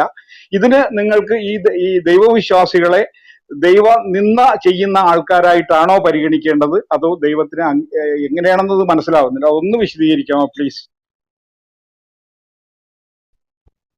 ഡോക്ടർ സയ്യൂബ് ഇടപെടുന്നുണ്ടോ? അല്ല, ഉസ്താദ്മാർ പറഞ്ഞോട്ടെ. ജാസ് ഉസ്താദ്, ജമാൽ ഉസ്താദ് അല്പം തിരക്കിലാന്ന് പറയുന്നു. ജാസ് ഞാൻ ഉസ്താദ് സംസാരിക്കാം. ഓക്കെ. ഓക്കെ, പി കെ ഇതില് ദൈവനിന്ന നിങ്ങളൊന്ന് പറഞ്ഞുതരുമോ? മനസ്സിലായില്ല. അതെ, ദൈവനിന്ന എന്ന് പറയുന്നത് ദൈവം മനുഷ്യനെ സൃഷ്ടിച്ചത് ഇൻസെസ്റ്റുകളായിട്ടാണെന്ന് ഞാൻ നേരത്തെ തുടക്കത്തിൽ തന്നെ പറഞ്ഞു. പക്ഷെ ഇന്ന് മതവിശ്വാസികൾ ഇൻസെസ്റ്റ് റിലേഷനെ വളരെ മോശമായ ഒരു കാര്യമായിട്ടാണ് അവതരിപ്പിക്കുന്നതും അത് തെറ്റാണ് എന്നും അത് പിന്തുടരാൻ പാടില്ലാത്ത കാര്യമാണെന്നും പറയുന്നത് ദൈവനിന്ദയാണ് എന്റെ കാഴ്ചപ്പാടിൽ. ഓക്കെ, ദൈവം ഇൻസെസ്റ്റുകളായിട്ടാണ് മനുഷ്യനെ സൃഷ്ടിച്ചത് എന്ന് പറയുന്നത് ഓക്കെയാണ്, മതവിശ്വാസ പ്രകാരം അങ്ങനെ തന്നെയാണുള്ളത്. പക്ഷേ അത് ഇന്നത്തെ പോലെ സാഹോദര്യ എന്ന് പറഞ്ഞാൽ അങ്ങനെ ഒരു ബന്ധത്തിന്റെ അടിസ്ഥാനത്തിലല്ല. നിങ്ങൾക്കറിയാം, സ്വന്തം ഇസ്ലാമിക ചരിത്രപ്രകാരം തന്നെ സ്വന്തം സഹോദരിക്ക് വേണ്ടി ഇസ്ലാമിലെ ലോകത്ത് തന്നെ പ്രാഥമിക കൊലപാതകം നടക്കുന്നത് സ്വന്തം സഹോദരി എന്ന് പറഞ്ഞാൽ ഒരേ ഗർഭപാത്രത്തിൽ നിന്ന് വന്ന ആളെ കല്യാണം കഴിക്കാൻ വേണ്ടിയിട്ടായിരുന്നു. പിന്നെ അത് മനുഷ്യകുലത്തിന്റെ നിലനിൽപ്പിന് അന്നുണ്ടാക്കിയ സംവിധാനമായിരുന്നു. ഓരോ കാലഘട്ടത്തിനനുസരിച്ച് അതിൻ്റെതായിട്ടുള്ള സംവിധാനം ഒരുക്കുക എന്നുള്ളത് തീർത്തും അത് പ്രായോഗികതയുടെ ഭാഗമാണ്. ഇത്തരത്തിലുള്ള സഹോദരി ബന്ധം അന്നില്ലായിരുന്നു. പിന്നെ ആ നിയമം അപ്രസക്തമായതോടുകൂടെ പിന്നെ അതിന്റെ ആവശ്യമില്ല. അതെ, അവിടെയാണ് എന്റെ പ്രധാന ചോദ്യം. ദൈവവും മനുഷ്യനെ പോലെ അല്ലെങ്കിൽ മനുഷ്യതുല്യനായ ഒരു ശക്തിയാണെന്നാണ് നിങ്ങൾ വാദിക്കുന്നത്. കാരണം ദൈവത്തിന് ഈ വിഷയം മുന്നിൽ കാണാനായിരുന്നില്ല.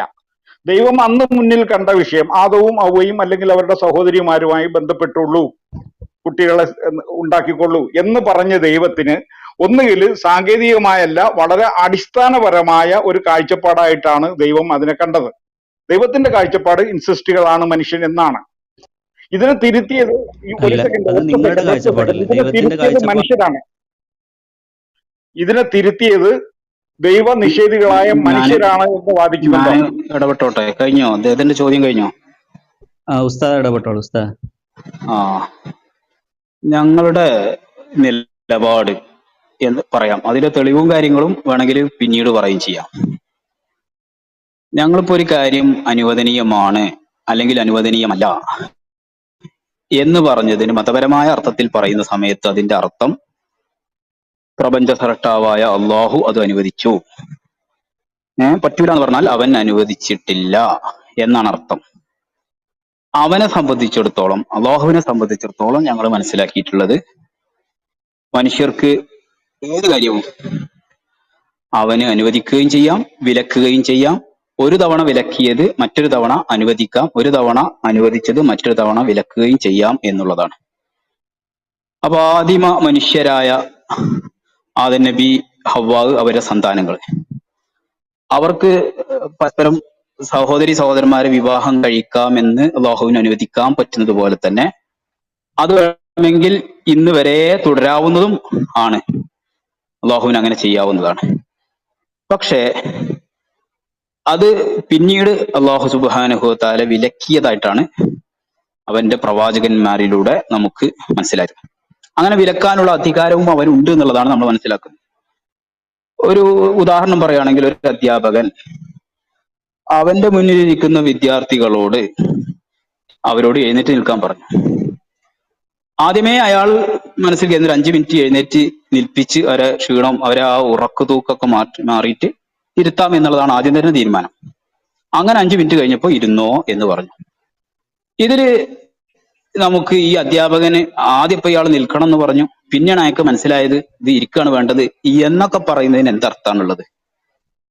മാഷേ ഉദാഹരണങ്ങൾ പറയുമ്പോൾ ഒരുപാട്, ഞാൻ പറഞ്ഞു കഴിഞ്ഞിട്ട് പറയാം, ഒരുപാട് പരിമിതികളുണ്ട്. അപ്പോ അള്ളാഹുവിനെ സംബന്ധിച്ചിടത്തോളം അള്ളാഹു എന്ത് പറഞ്ഞു എന്നതിനെ മാത്രമാണ് ഞങ്ങൾ നോക്കാറുള്ളത്, അതേ നോക്കേണ്ടതുമുള്ളൂ. അള്ളാഹുവിനെ സംബന്ധിച്ചിടത്തോളം എന്തും പറയാനുള്ള അധികാരവും ഉണ്ട്. അപ്പൊ അന്ന് തന്നെ വേണമെങ്കിൽ നിങ്ങൾ പരസ്പരം ഒന്ന് വിവാഹം നടത്താൻ പറ്റൂല നിയമം വെക്കുകയും ആ നിയമം അവർ പാലിച്ചതിന്റെ പേരിൽ ഇവിടെ മനുഷ്യവംശം തന്നെ ഇല്ലാതെയാവുകയും ചെയ്താലും അള്ളാഹു ഒരു കുഴപ്പം. അദ്ദേഹം ഗ്രൂപ്പിൽ നിന്ന് പോയിരിക്കുന്നു, ലെഫ്റ്റ് ആയിരിക്കുന്നു. അല്ല, PK നെറ്റ്വർക്ക് പ്രോബ്ലം ഉസ്താദിനെ അലട്ടുന്നുണ്ട് എന്നാണ്. അതെ അതെ അറിയാം. മറ്റാരെങ്കിലും പറഞ്ഞാലും മതി. അദ്ദേഹം പറഞ്ഞതിൽ ഒരു വൈരുദ്ധ്യം ഉള്ളത്, ദൈവം സർവജ്ഞാനിയാണ് എന്നും ദീർഘകാലത്തെ ലോകത്തിന്റെ മനുഷ്യന്റെ ചരിത്രത്തെയും ഭൂമിയുടെ ചരിത്രത്തെയും ഈ കാണുന്ന അണ്ടകടാഹത്തിന്റെ ചരിത്രത്തെയും ഒക്കെ നിശ്ചയിക്കാൻ പ്രാപ്തിയുള്ള ഒരു ശക്തി ഒരു മനുഷ്യന്റെ 25 വർഷത്തെ ജീവിതത്തെ പോലും കാണാനാകാത്ത, ഇപ്പം ഈ ഉസ്താദ് ഇപ്പൊ ചെയ്ത ഒരു കാര്യം, വലിയൊരു മഹാ അപരാധം എന്ന് പറയുന്നത്, ഒറ്റ സെക്കൻഡ്, മഹാ അപരാധം എന്ന് പറയുന്നത് മനുഷ്യനോട് കമ്പയർ ചെയ്യുകയാണ് ദൈവത്തിനെ. ദൈവവും മനുഷ്യനെ പോലെ ഉള്ള ഒരു ശക്തിയാണ് എന്ന് സ്ഥാപിക്കാനാണ് ഉസ്താദ് ശ്രമിക്കുന്നത്. ഇവിടെയാണ് എന്റെ നിഷേധം. Okay, mic free. ഞാനേ ഇപ്പൊ പിന്നെ മനുഷ്യനോട് ഉപമിച്ചുകൊണ്ട് അല്ലേ നിങ്ങളും ചോദ്യം ചോദിച്ചത്? മനുഷ്യനോട് ഉപമിക്കുക എന്ന് പറഞ്ഞാൽ എന്റെ ചോദ്യം ഒരിക്കലും മനുഷ്യനോട് ഉപമിച്ചുകൊണ്ടായിരുന്നില്ല. പക്ഷെ ഉസ്താദിന്റെ ഉത്തരം മനുഷ്യനും ദൈവവും തുല്യനാണ്, അവർക്ക് തെറ്റുപറ്റാം, അല്ലെങ്കിൽ അഭിപ്രായങ്ങൾ മാറ്റി പറയാം. എനിക്ക് തുല്യമാണ്. ഇല്ലല്ല, തെറ്റ് പറ്റാന്ന് ഞാൻ ഒരിക്കലും പറഞ്ഞിട്ടില്ല. ഞാൻ എന്താ പറഞ്ഞത്, ആദ്യമേ അറിയാം ഇത്രയും കാലം ഇന്ന നിയമമാണ് ഇവിടെ വേണ്ടത് എന്നുള്ളവർക്ക് അത് നിർദ്ദേശിച്ചു. പിന്നീട് അവൻ ആദ്യം തന്നെ അറിയാം അത് ഇനി മുതൽ ഇന്ന നിയമമാണ് വേണ്ടത് എന്ന് പറഞ്ഞ് അത് മാറ്റുകയും ചെയ്തു. ഇങ്ങനെയുള്ള മാറ്റം ദൈവത്തിന് ചെയ്യാമെന്നേ പറഞ്ഞിട്ടുള്ളൂ. അല്ല തെറ്റുപറ്റാന്ന് എങ്ങനെ അതിനെ കുറിച്ച് പറയാം? നേരത്തെ ഞാൻ അധ്യാപകന്റെ ഉദാഹരണം പറഞ്ഞില്ലേ, അധ്യാപകൻ ആദ്യം അതും മനുഷ്യനും ദൈവവും ഒരുപോലെയാണ് എന്ന് സ്ഥാപിക്കാനായിട്ടാണ് ഉസ്താദ് ശ്രമിച്ചത്. അധ്യാപകന്റെ ഉദാഹരണം ഒരു കാരണവശാലും പറയാൻ പാടില്ലായിരുന്നു. കാരണം അദ്ദേഹത്തിന് ഉദാഹരണം തിരിയാത്ത പ്രശ്നമല്ല എന്നാ തോന്നുന്നത്. മോഡറേറ്റർ ഒന്ന് ഇടപെടോ? ഒരു കൃത്യമായിട്ട് റൂട്ടിൽ പോകുന്നതായിരിക്കും നല്ലത്. PK സാഹിബ്, നമ്മളിവിടെ ഒരു സിസ്റ്റമാറ്റിക്കിലാണ് പോയിക്കൊണ്ടിരിക്കുന്നത്. നമ്മുടെ ഉസ്താദ് അല്ലെങ്കിൽ ജമാലുദ്ദീൻ ഉസ്താദ് അത് നിങ്ങൾക്കൊരു മറുപടി തന്നുകൊണ്ടിരിക്കുമ്പോൾ അത് നിങ്ങൾ ക്ഷമയോടെ കേൾക്കുക. നിങ്ങൾ പറയുന്നത് നമ്മൾ ഇനി ഞാൻ ഇടപെടില്ല. സ്വാഭാവികമായും ജമാൽ ഉസ്താദ് കംപ്ലീറ്റ് ചെയ്ത ശേഷം താങ്കൾ ഇടപെടുക. അത് താങ്കൾക്കുള്ള അവസരമാണ്. Okay, sure, thank you and sorry. എല്ലാവരോടും ഞാൻ മാപ്പ് ചോദിക്കുന്നു ഇടപെട്ടതിന്. ഓക്കെ, ജമാൽ ഉസ്താദ് കണ്ടിന്യൂ. ഓക്കെ, സന്തോഷം. അയാളുടെ പേര് ഞാൻ ഓർത്തെടുക്കുന്നില്ല. ഏതായാലും അദ്ദേഹത്തോട് വലിയ നന്ദി. ഏതായാലും ഇത് മനുഷ്യനോട് കമ്പയർ ചെയ്യാന്ന് പറയുമ്പോൾ നമുക്ക് മനസ്സിലാക്കാൻ വേണ്ടി മനുഷ്യരുമായിട്ട് ബന്ധപ്പെട്ട പിന്നെ ഓരോ കാര്യങ്ങളും നേരത്തെ അറിയുകയും ഓരോ സമയത്തും അതിനോട് പിന്നീട് ആ നിയമത്തിന്റെ കാലാവധി കഴിഞ്ഞു എന്നോട് യോജിക്കൂല, അത് മനുഷ്യരിൽ മാത്രമേ എന്താന്നുകൂടി പറഞ്ഞാൽ നന്നായിരുന്നു. ഞാൻ എടുത്തോട്ടോ? ഹലോ, ന്യായം അതിന്റെ ഞാൻ പറഞ്ഞോട്ടെ? എനിക്കല്ലേ മൈക്ക്? മുബാറക് ഒരു മിനിറ്റ്, PK സംസാരിക്കട്ടെ. ഓക്കെ, അതിന്റെ ന്യായം നിങ്ങൾ പറയുന്നു ഈ 5 വർഷത്തേക്ക് നിയമനിർമ്മാണം നടത്തുന്ന ഒരു ദൈവമാണ് നമ്മുടേത് എന്ന് പറയുമ്പോൾ അത് മനുഷ്യനുമായിട്ട് കമ്പയർ ചെയ്യുന്ന, അല്ലെങ്കിൽ മനുഷ്യനുള്ള കഴിവുകൾ പോലെയൊക്കെ ദൈവത്തിന്, പിന്നെ എന്തിനാണ് ഞാൻ ദൈവത്തിനെ ആരാധിക്കുന്നതെന്നൊരു ചോദ്യം സ്വാഭാവികമായും ഈ വിശ്വാസികളിൽ ഉണ്ടാകാൻ സാധ്യതയുണ്ട്. രണ്ടാമത്തെ വിഷയം, ഈ വിഷയം വളരെ ഈസി ആയിട്ട് ഇപ്പൊ എന്റെ ബുദ്ധിയിൽ തന്നെ തോന്നുന്ന, എന്റെ ഏറ്റവും ലളിതമായ ചിന്തയിൽ തോന്നുന്ന സൊല്യൂഷൻ ഉള്ളപ്പോ ദൈവത്തിന് അത്തരം ഒരു സൊല്യൂഷൻ പോലും തോന്നിയില്ലേ? ഒരു ആദത്തിനെയും ഹവ്വയും സൃഷ്ടിച്ചതിന് ശേഷം, ആദ്യ സൃഷ്ടികളായി വന്നതിന് ശേഷം മറ്റൊരു ആദത്തിനെയും ഹവ്വയും സൃഷ്ടിച്ചുകൊണ്ട് ഈ പ്രശ്നത്തിന് പരിഹാരം ഉണ്ടാക്കാൻ, ഇതൊരു വലിയ കൊടിയ പാവമാണെങ്കിൽ അതിനൊരു പരിഹാരം നിർദ്ദേശിക്കാൻ ദൈവത്തിനാകുമായിരുന്നല്ലോ. അപ്പൊ ദൈവം എന്തുകൊണ്ട് അത്തരം ചിന്തകളിലേക്ക് പോയില്ല എന്ന് പറഞ്ഞാൽ, ഇൻസെസ്റ്റ് റിലേഷൻ മനുഷ്യന്റെ കാലഘട്ടം, മനുഷ്യന്റെ തലമുറ അവസാനിക്കുന്നത് വരെ ഇതാണ് നിന്റെ നിയമം എന്ന് ദൈവം കൽപ്പിച്ചതാണത്. നിങ്ങളിപ്പോ ജമാൽ ഉസ്താദ് പറയുന്നത് പോലെ ഇതൊരു അറിയാമായിരുന്നിട്ടും ചെയ്ത ഒരു തെറ്റല്ല ദൈവത്തിൻ്റെതെന്നാണ് ഞാൻ മനസ്സിലാക്കുന്നത്. ദൈവം ഇൻസെസ്റ്റുകളെയാണ് സൃഷ്ടിച്ചത്, അതായിരുന്നു ദൈവത്തിന്റെ കൽപ്പന. Okay, mic free. ഓക്കെ മുബാറക്കെ, ഞാൻ ജസ്റ്റ് ഒന്ന് പറഞ്ഞിട്ട് വളരെ ചുരുങ്ങിയ വാക്കിൽ പറഞ്ഞിട്ട് നിങ്ങൾക്ക് പറയാവുന്നതാണ്. നമ്മൾ നേരത്തെ പറഞ്ഞതാണ്, ഇത് കൊടിയ പാപം എന്ന് പറഞ്ഞാല് ഈ നമ്മൾ പറയുന്ന അർത്ഥം അല്ലാഹു സുബ്ഹാനഹു വ തആല വിലക്കിയത് പാപം, അവൻ അനുവദിച്ചത് അനുവദനീയം എന്ന് വെക്കുന്ന സമയത്ത് വിലക്കുമ്പോൾ മാത്രമാണ് അത് കൊടിയ പാപോ പിന്നെ ശക്തമല്ലാത്ത പാപോ നന്മയോ തിന്മയോ ഒക്കെ ആയി മാറുന്നത്. അപ്പൊ ഒരു കാലത്ത് അല്ലാഹു സുബ്ഹാനഹു വ തആല അത് അനുവദിച്ചാൽ അത് അനുവദനീയമാവും, അപ്പൊ അത് കൊടിയ പാപമല്ല. പിന്നീട് അതിനെ വിലക്കുമ്പോഴാണ് അത് കൊടിയ പാപമായി മാറുന്നത്.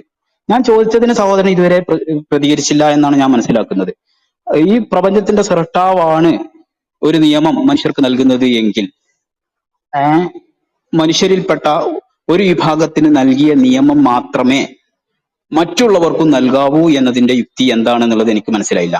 മറ്റൊരു വിഷയം ഞാൻ ചുരുക്കണം മുബാറക്കെ, പിന്നെ മറ്റൊരു വിഷയമുള്ളത്, ദൈവത്തിന് ഇങ്ങനെയുള്ള ഒരു കൊടുംപാപം വരുന്ന രീതിയിൽ അല്ലാതെയും സൃഷ്ടിക്കാൻ സാധിക്കുമായിരുന്നില്ല, എന്നിട്ടും അവൻ ചെയ്തില്ലല്ലോ. അതിന് പറഞ്ഞു, ഇത് കൊടുംപാതകമാകുന്നത് അവൻ കൊടുംപാതകം എന്ന് പറയുമ്പോൾ മാത്രമാണ്, അല്ലെങ്കിൽ അത് ചെയ്യാവുന്നതാണ്. ഇന്നും അള്ളാഹു അത് അനുവദിക്കുകയാണെങ്കിൽ അതിൽ തെറ്റൊന്നും ഉണ്ടാവുമായിരുന്നില്ല, അതൊരു പാപമാകുമായിരുന്നില്ല. അപ്പൊ പിന്നെ ദൈവത്തിന് അതിൽ സാധിച്ചിട്ടും അങ്ങനെ ചെയ്തില്ല എന്ന് പറയുമ്പോൾ, ദൈവത്തിനെ സംബന്ധിച്ചിടത്തോളം അങ്ങനെയും സൃഷ്ടിക്കാൻ അവന് കഴിയും, ഇങ്ങനെയും സൃഷ്ടിക്കാൻ കഴിയും, അങ്ങനെയും നിയമം വെക്കാൻ കഴിയും, ഇങ്ങനെയും നിയമം വെക്കാൻ കഴിയും. അത് ചെയ്യലായിട്ടൊരു അവനും മികച്ചത് മറ്റേത് താഴ്ന്നത് എന്നൊന്നുമില്ല. അപ്പോ വേണമെങ്കിൽ രണ്ടു മനുഷ്യരെ മാത്രം സൃഷ്ടിച്ച് അവരിൽ ഈ രീതിയിൽ ആദ്യഘട്ടത്തിൽ പരസ്പരമുള്ള വിവാഹം അനുവദിക്കുകയും പിന്നെ വേണ്ടാതിരിക്കുക എന്ന രീതിയിൽ വരാം. അല്ലെങ്കിൽ ഒരുപാട് ആദമുകളെ സൃഷ്ടിച്ച് ഹവ്വകളെ സൃഷ്ടിച്ച് അങ്ങനെയും മനുഷ്യവംശം ഉണ്ടാക്കിയിട്ട് അങ്ങനെയും തുടരാം. ഏതോ അത് മികച്ചത് ഇത് തെറ്റ് എന്ന് പറയുന്നതിന് യാതൊരു യുക്തിയില്ല. മുബാറക്കിന് മൈക്ക് തരും. ഓക്കെ, എടുത്തോട്ടെ. മുബാറക്കിന് ഈ വിഷയത്തിൽ പ്രതികരിക്കാൻ അവസരം തരുമോ? ഒരു സെക്കൻഡ്, മുബാറക് അവസരം തരാം. ഞാൻ ട്രെയിനിലാണ്, എന്നാലും ഞാൻ സംസാരിക്കാം. ഞാൻ ഓഡിബിൾ ആണെന്ന് വിചാരിക്കുന്നു. ഓക്കെ, ഇൻഷാല്ലാ, ജസാക്കല്ലാ. ഞാൻ ചോദിച്ച് കയറി വന്നതാണ്, ജാസ് ഉസ്താദിനോട് ചോദിച്ച് കയറി വന്നതാണ്. അപ്പൊ എനിക്ക് ഇതിനകത്ത് PK പറയാനുള്ള വളരെ ചുരുങ്ങിയ വാക്കുകളിൽ പറയാനുള്ളത്, അള്ളാഹു താല ഖുർആനിൽ പറഞ്ഞിട്ടുണ്ട്. ഈ PK ചോദിക്കുന്നത് എന്തുകൊണ്ട് ആദമിനെ പോലെ വീണ്ടും മനുഷ്യ സൃഷ്ടിപ്പ് നടത്തിയില്ല എന്നുള്ളതാണ്. അള്ളാഹ് ഖുർആനിൽ പറഞ്ഞിട്ടുണ്ട്, ഇന്ന മസല ഈസ കമസലി ആദം എന്ന് പറഞ്ഞിട്ട് അള്ളാഹ് ഖുർആനിൽ പറഞ്ഞിട്ടുണ്ട്. ഈസ നബിയെ സൃഷ്ടിച്ചതും ആദമിന്റെ അതേ തർത്തീബിൽ തന്നെയാണ് എന്ന് അള്ളാഹ് ഖുർആനിൽ പറഞ്ഞിട്ടുള്ള വിഷയമാണ്. അതായത് ഒരു ആണിനെ മാത്രം ആദ്യം സൃഷ്ടിക്കുക, പിന്നെ ആണിൽ നിന്നും പെണ്ണിനെ സൃഷ്ടിക്കുക, പിന്നെ ആണിനെയും പെണ്ണിനെയും കൂട്ടി യോജിപ്പിച്ചുകൊണ്ട് അടുത്ത സൃഷ്ടിപ്പിനെ സൃഷ്ടിക്കുക. പിന്നെ ആണിന്റെ സഹായമില്ലാതെ പെണ്ണിനെ മാത്രം നിലനിർത്തിക്കൊണ്ട് ഒരു സൃഷ്ടിപ്പ് ഉണ്ടാക്കുക. ഇതൊന്നും അള്ളാഹ്ക്ക് അസാധ്യമായ കാര്യമല്ല. അള്ളാഹുവിനെ സംബന്ധിച്ച് ഇതെല്ലാം സാധ്യമായ വിഷയമാണ്. പിന്നെ എന്തുകൊണ്ട് ആദം നബിയും ഹവ്വയിൽ നിന്നും മക്കളുണ്ടായി, ആ മക്കളിൽ നിന്നും പിന്നെ അടുത്ത മക്കൾ ഉണ്ടാകുന്ന അതേ ഇൻസെസ്റ്റിനെ എന്തുകൊണ്ട് പിന്നീട് ഉണ്ടായിട്ടില്ല എന്നുള്ളത് ഇസ്ലാം എപ്പോഴും ഓരോ നബിമാരെയും അയക്കുന്നത് അവരുടെ കോൺസ്റ്റിറ്റ്യൂഷൻ വെച്ചാണ്. ഞങ്ങൾ അതിന് ശരീഅത്ത് എന്ന് പറയും. ആദം അലൈഹിസ്സലാമിന്റെ ആദം നബിയുടെ ശരീഅത്ത് അല്ല മുഹമ്മദ് നബിയുടെ ശരീഅത്ത്. ഞങ്ങൾ ഇപ്പോൾ നിലവിലുള്ളത് മുഹമ്മദി കോൺസ്റ്റിറ്റ്യൂഷനിലാണ്, കോൺസ്റ്റിറ്റ്യൂഷൻ ഓഫ് മുഹമ്മദ്, അതായത് മുഹമ്മദി ശരീഅത്തിലാണ്. അപ്പൊ മുഹമ്മദി കോൺസ്റ്റിറ്റ്യൂഷനിൽ എന്താണോ ഹറാമാക്കിയത് അതെല്ലാം ഹറാമാണ്. ആദമിന്റെ കോൺസ്റ്റിറ്റ്യൂഷൻ ഞങ്ങൾക്ക് അംഗീകരിക്കാൻ പറ്റൂല. അത് വളരെ ക്ലിയർ കോൺസ്റ്റിറ്റ്യൂഷൻ ആണ്. ബാക്കിയുള്ള മുഴുവൻ അതിനു മുമ്പ് വന്ന മുഴുവൻ നബിമാരുടെയും കോൺസ്റ്റിറ്റ്യൂഷനെ ഡിലീറ്റ് ആക്കിക്കൊണ്ടാണ് മുഹമ്മദ് നബി സല്ലല്ലാഹു അലൈഹി വസല്ലം വന്നപ്പോൾ പുതിയ ഒരു കോൺസ്റ്റിറ്റ്യൂഷൻ മുഹമ്മദി ശരീഅത്തിനെ അള്ളാഹു അവതരിപ്പിച്ചത്. അപ്പൊ പിന്നെ അതിനു മുമ്പ് ഇൻസെസ്റ്റ് നടന്നോ ഇല്ലേ, ഇതൊന്നും ചോദ്യമേ അല്ല ഞങ്ങളെ സംബന്ധിച്ച്. പിന്നെ അതിൻ്റെ അകത്ത് ആദം നബി അലൈഹിസ്സലാമിന്റെയും ആ മനുഷ്യ സൃഷ്ടിപ്പിനെയും നിങ്ങൾ പഠിച്ചു വന്നു കഴിഞ്ഞാൽ അവിടെ യഥാർത്ഥത്തിൽ ഓരോ ജീവികളും, അതായത് പിന്നെ വ്യത്യസ്തമായ ധാരകളിലേക്ക്, വ്യത്യസ്തമായ പുരുഷനും സ്ത്രീകളും വിവാഹിതരായി അവർക്ക് മക്കൾ ജനിക്കുന്നത് വരെ ഇൻഡിജീനിയസ് ആയ ആളുകളാണ് അവിടെ ജനിക്കപ്പെട്ടത് എന്നുള്ളത് ശാസ്ത്രീയമായി നിങ്ങൾക്ക് പരിശോധിച്ചാൽ മനസ്സിലാവും. പക്ഷെ ആ ശാസ്ത്രത്തെ നിങ്ങൾ അംഗീകരിക്കുമോ എന്നുള്ളതിനെ പറ്റി എനിക്ക് സംശയമുണ്ട്. ഞാൻ അത്രയും മാത്രം പറഞ്ഞു നിർത്തുന്നു. Thank you. എനിക്ക് എടുക്കാമോ? ഓക്കെ, ഒരു സെക്കൻഡ് പി കെ, ഞാൻ രണ്ടു പേർക്കൂടെ അവസരം കൊടുത്ത ശേഷം താങ്കൾ എന്നോട് ക്ഷമ കാണിക്കുമല്ലോ എന്ന് പ്രതീക്ഷിക്കുന്നു. എനിക്കൊരു പ്രശ്നമുള്ളത് മറവിയുണ്ട്. ഞാൻ ഇത്തിരി പ്രായമുള്ള ഒരാളാണ്. ഞാൻ ഈ ഇപ്പൊ ഇദ്ദേഹം ഉന്നയിച്ച പ്രധാനപ്പെട്ട പോയിന്റുകൾ മറന്നു പോകാനുള്ള ഞാൻ എഴുതി വെച്ചിട്ടില്ല, അതുകൊണ്ടാണ് കേട്ടോ. Okay, sorry. നിങ്ങളുടെ കണ്ടിന്യൂ. അശ്വിന്റെ അനുവാദത്തോട് കൂടിയിട്ടുണ്ടോ ഞാൻ പി ഓക്കെ കെക്ക് ഒന്നുകൂടെ അവസരം കൊടുക്കുന്നത്? Okay, thank you. അപ്പോ ഇവിടെ ജമാൽ ഉസ്താദ് ഉന്നയിച്ചതും മുബാറക് ഉസ്താദ് ഉന്നയിച്ചതിന്റെ ഉള്ള ഒരു പരിമിതി എന്ന് പറയുന്നത്, എനിക്ക് മനസ്സിലാകുന്ന പരിമിതി, ഇതൊക്കെ തന്നെ ഈ ദീർഘവീക്ഷണമില്ലാത്ത മനുഷ്യതുല്യനായ മനുഷ്യനിർമ്മിതമായ ഒരു ശക്തിയാണ് ദൈവം എന്ന് സ്ഥാപിക്കാനാണ് ഇവർ രണ്ടുപേരും ശ്രമിച്ചുകൊണ്ടിരിക്കുന്നത്. ഇവരുടെ വാദങ്ങളിൽ മനുഷ്യനെ ദൈവവുമായിട്ട് കമ്പയർ ചെയ്തുകൊണ്ട് മനുഷ്യനുള്ള കഴിവുകളെക്കാൾ അല്പ കഴിവ് കൂടിയ, ഇപ്പോ 100 മീറ്റർ ഓട്ടത്തിൽ ബോൾട്ട് ഓടുന്നതിനേക്കാൾ അല്ലെങ്കിൽ ബോൾട്ടിനേക്കാൾ പിന്നിൽ നിൽക്കുന്ന ആളും ബോൾട്ടും തമ്മിലുള്ള വ്യത്യാസമാണ് ദൈവവും മനുഷ്യനും തമ്മിലുള്ളത്. ഇത് തെളിയിക്കുന്ന ഒറ്റ കാര്യം എന്ന് പറയുന്നത് ഇത് ദൈവം മനുഷ്യ സൃഷ്ടിയാണ് എന്നുള്ളതാണ്. ഞാൻ ഈ രണ്ടുപേരുടെയും വാദങ്ങൾ കേട്ടിട്ടുള്ള ഞാൻ ഒരു ചോദ്യം ചോദിച്ചോട്ടെ, ഒറ്റ ചോദ്യം.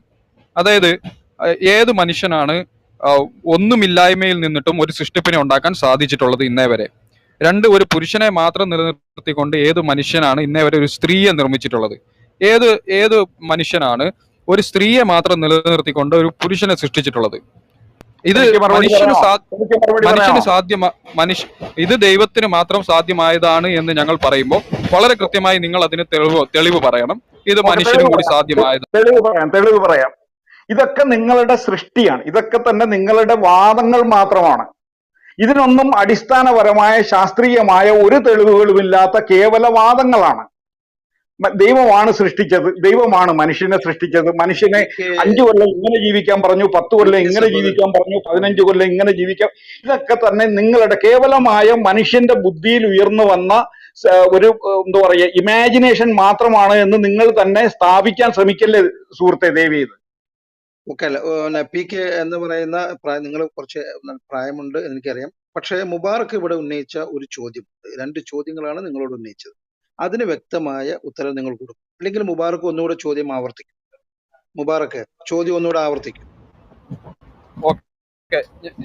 സംസാരം ക്ലിയർ ആണല്ലോ അല്ലേ? അതായത് എന്റെ ചോദ്യം, അദ്ദേഹം പറയുന്നത് ദൈവത്തെയും മനുഷ്യനെയും നമ്മൾ സമീകരിക്കുന്നു എന്നുള്ളതാണ്. ഞങ്ങൾ വിശ്വസിക്കുന്ന ദൈവം ഒന്നുമില്ലായ്മയിൽ നിന്നും മനുഷ്യനെ സൃഷ്ടിച്ച ദൈവമാണ്. പിന്നെ ആണിനെ മാത്രം നിർത്തിക്കൊണ്ട് സ്ത്രീയെ ഉണ്ടാക്കിയ ദൈവമാണ്. സ്ത്രീയെ മാത്രം നിലനിർത്തിക്കൊണ്ട് പുരുഷനെ ഉണ്ടാക്കിയ ദൈവമാണ്. അപ്പൊ ഇതേ അവസ്ഥയിൽ മനുഷ്യന് ഇത് സാധ്യമാണ് എന്നുള്ളതാണ്. ഞാൻ മറുപടി പറയട്ടോ? പെട്ടെന്ന് വേണം കേട്ടോ. എനിക്ക് ഒറ്റ മിനിറ്റ് മതി. കേവലം ഒരു വാക്കുകൾ മാത്രം മതി അതിന്. അല്ല, ഇതൊക്കെ തന്നെ മുബാറക്കിന്റെ അല്ലെങ്കിൽ മുബാറക്കിനെ പോലെ ചിന്തിക്കുന്നവരുടെ കൺസെപ്റ്റുകൾ മാത്രമാണ്. ഇങ്ങനെ സൃഷ്ടിച്ചു, ദൈവം ഇങ്ങനെ സൃഷ്ടിച്ചു എന്ന് പറയുന്നിടത്ത് മുബാറക്ക് അവസാനിക്കുകയാണ്. ഞാൻ പറയുന്നു അങ്ങനെയല്ല. ഇവല്യൂഷൻ തിയറി അനുസരിച്ചിട്ടാണ് മനുഷ്യ സൃഷ്ടി ഉണ്ടായിട്ടുള്ളത്. ഇന്നത്തെ മനുഷ്യന്റെ ഇന്നത്തെ അവസ്ഥയിൽ എത്തി നിൽക്കുന്നത്. ഇവിടെ ദൈവത്തിനൊരു പങ്കുമില്ല. ദൈവത്തിനെയും സൃഷ്ടിച്ചത് മനുഷ്യനാണ്. ദൈവത്തിന്റെ ശക്തികൾ ദൈവത്തിന് കൂടുതൽ പകർന്നു കൊടുത്തതും മനുഷ്യൻ തന്നെയാണ്. ഇതാണ് എന്റെ ഉത്തരം. Mic free. ഹലോ, ഒരു മിനിറ്റ്, പ്ലീസ് മോഡറേറ്റർ. ഇദ്ദേഹം പി കെ ഫസ്റ്റ് പറഞ്ഞു ദൈവം എന്തുകൊണ്ടാണ് ഇങ്ങനെ ഇൻസെസ്റ്റ് വേഴ്സ് സൃഷ്ടിച്ചത് എന്ന് ചോദിക്കുമ്പോഴത്തേന് അദ്ദേഹത്തിന്റെ വാക്കില് ദൈവം ഉണ്ട് എന്നാണ് വന്നത്. ഇപ്പൊ അദ്ദേഹം പറയുന്നു ദൈവം ഇല്ല, പരിണാമത്തിലൂടെ വന്നതെന്ന്. ഇപ്പം ഏത് ദൈവം ഉണ്ടോ ഇല്ലയോ എന്നുള്ളതിൽ അദ്ദേഹം ഉറച്ചു നിന്നാൽ മാത്രമേ ബഹുമാനപ്പെട്ട ഉസ്താദുമാർ അതിന് മറുപടി പറയേണ്ടു എന്നാണ് എന്റെ പക്ഷം. അതെ, പറഞ്ഞോട്ടോ. ഒരു മിനിറ്റ്. അമൽ ഭായ് ഒന്ന് പറഞ്ഞോളൂ, ഒന്ന് പറയാമോ? ആരാ അത്? എനിക്ക് മനസ്സിലായില്ല. ഹംസ പ്രതികരിക്കൂ. ഓക്കെ, അബ്ദുൽ. ഹംസ പ്രതികരിച്ചോളൂ, അത് കഴിഞ്ഞ ശേഷം അബ്ദുൾ പ്രതികരിക്കും. ഹലോ, കേൾക്കാവോ? ഓക്കെ, ഓഡിയബിൾ ആണ്. കേൾക്കാവോ? അബ്ദുൾ ഒന്ന് നിയന്ത്രിക്കണേ. അബ്ദുൾ ഓക്കെ. ഒന്ന് നിയന്ത്രിക്കണേ, ഹലോ, ഞാനൊരു 5 കേൾക്കാവോ? മിനിറ്റ് ഉണ്ട്. ഓ, കേൾക്കാം, തുടങ്ങിക്കോളൂ. കേൾക്കാവോ? ആ, കേൾക്കാം കേൾക്കാം, നിങ്ങൾ പറഞ്ഞോളൂ. ഞാൻ പറയണത് PK പറഞ്ഞതിൽ എന്താ തെറ്റ്? ഇൻസെസ്റ്റ് ഒഴിവാക്കാൻ വേണ്ടിയിട്ട് ആദമിനെയും അവനെയും ഉണ്ടാക്കിയ ശേഷം പിന്നെ ദൈവത്തിന് വേറൊരു AB അല്ലെങ്കിൽ CD എന്ന് പറഞ്ഞിട്ട് പല കാറ്റഗറി ഉണ്ടാക്കിയ പോരെ? എത്ര സിമ്പിളാണ്. കളിമണ്ണിന്നല്ലേ കുഴച്ചുണ്ടാക്കി റൂഹായിലേക്ക് ഇട്ട് കൊടുത്തത്. എന്നിട്ട് പിന്നെ ഈ കുറെ വർഷങ്ങൾക്ക് ശേഷം എത്രയോ വർഷങ്ങൾ കഴിഞ്ഞ് നമ്മൾ ഈ ചർച്ച ചെയ്ത് ഈ പ്രശ്നങ്ങളിൽ നിന്ന് ദൈവവിശ്വാസത്തിന് അകലുന്ന പ്രശ്നം ഉണ്ടാവുമായിരുന്നോ? വളരെ സിമ്പിൾ ആയിരുന്നില്ലേ? PK പറഞ്ഞതിനോട് എന്തായാലും തെറ്റ്? ജമാലുദ്ദീൻ ഇതിന്റെ പിന്നെ പ്രാസംഗ്യന്റെ വിശദീകരണം പോരാന്ന് വിചാരിച്ചിട്ടായിരിക്കും മുബാറക്ക് തന്റെ സ്വന്തം അഭിപ്രായം പറയുന്നത്. യാതൊരു അടിസ്ഥാനവും ഇല്ല അഭിപ്രായം. അതാണ് എന്റെ ഒരു ഇതല്ലത്. ഞാൻ മൈക്ക് മ്യൂട്ട് ചെയ്യാം. ഓക്കെ, അദ്ദേഹം ജമാൽ ഉസ്താദ് പ്രതികരിക്കുന്നുണ്ടോ? PK പറഞ്ഞത് കൊണ്ട് മതിയാകുന്നില്ല എന്ന് തോന്നിയിട്ടാണ് ഹംസ പറഞ്ഞത് എങ്കിൽ ലോജിക്ക് ഒരു ശരിയാവും. നമുക്കിവിടെ പറയാനുള്ളത്, ഞാൻ പറഞ്ഞത് റൂട്ട് മൂപ്പര് വേറൊരു സംഭവം പറഞ്ഞു എന്ന് എനിക്ക് തോന്നുന്നു. ഞാനത് ഫുള്ള് കേട്ടിട്ടില്ല. നമ്മൾ പറയുന്നത് ഒരു ദൈവത്തിന് ഇങ്ങനെ നിങ്ങൾ പറഞ്ഞ രീതിയിലേ സൃഷ്ടിക്കാവൂ.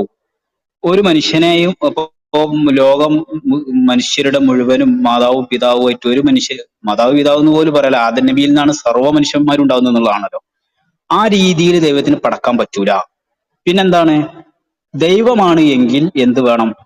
പിന്നെ വ്യത്യസ്തമായ മാതാപിതാക്കളെ പഠിച്ച് അതിൽ മക്കളും എന്നിട്ട് വിവാഹമോ മറ്റൊക്കെ നടത്തിയിട്ടുള്ള സന്താനങ്ങളും മാത്രമേ ഉണ്ടാകാവൂ എന്നൊക്കെ പറയുന്നതിൽ എന്തർത്ഥമുള്ളത്? അതുപോലെ തന്നെ ദൈവത്തിന് നിയമം ഇങ്ങനെ വെക്കാവൂ എന്ന് പറയുന്നതിന് എന്തർത്ഥമുള്ളത്? അതിന്റെയൊക്കെ ലോജിക്ക് ഒന്ന് പറഞ്ഞാൽ നന്നായിരുന്നു. ദൈവത്തിന് ഇഷ്ടമുള്ളതുപോലെ പടക്കാം. മുബാറക്ക് സാറ് നേരത്തെ പറഞ്ഞു, ഒരു പുരുഷനിൽ നിന്ന് ഈ മനുഷ്യന്മാരെ മുഴുവനും പടക്കാം. ഒരു പിതാവില്ലാതെ ഒരു മനുഷ്യനെ പടക്കാം, മാതാവില്ലാതെ ഒരു മനുഷ്യനെ പടക്കാം, പിതാവും മാതാവും ഇല്ലാതെ മനുഷ്യരെ പടക്കാം, എങ്ങനെയും ചെയ്യാം. അതുപോലെ തന്നെ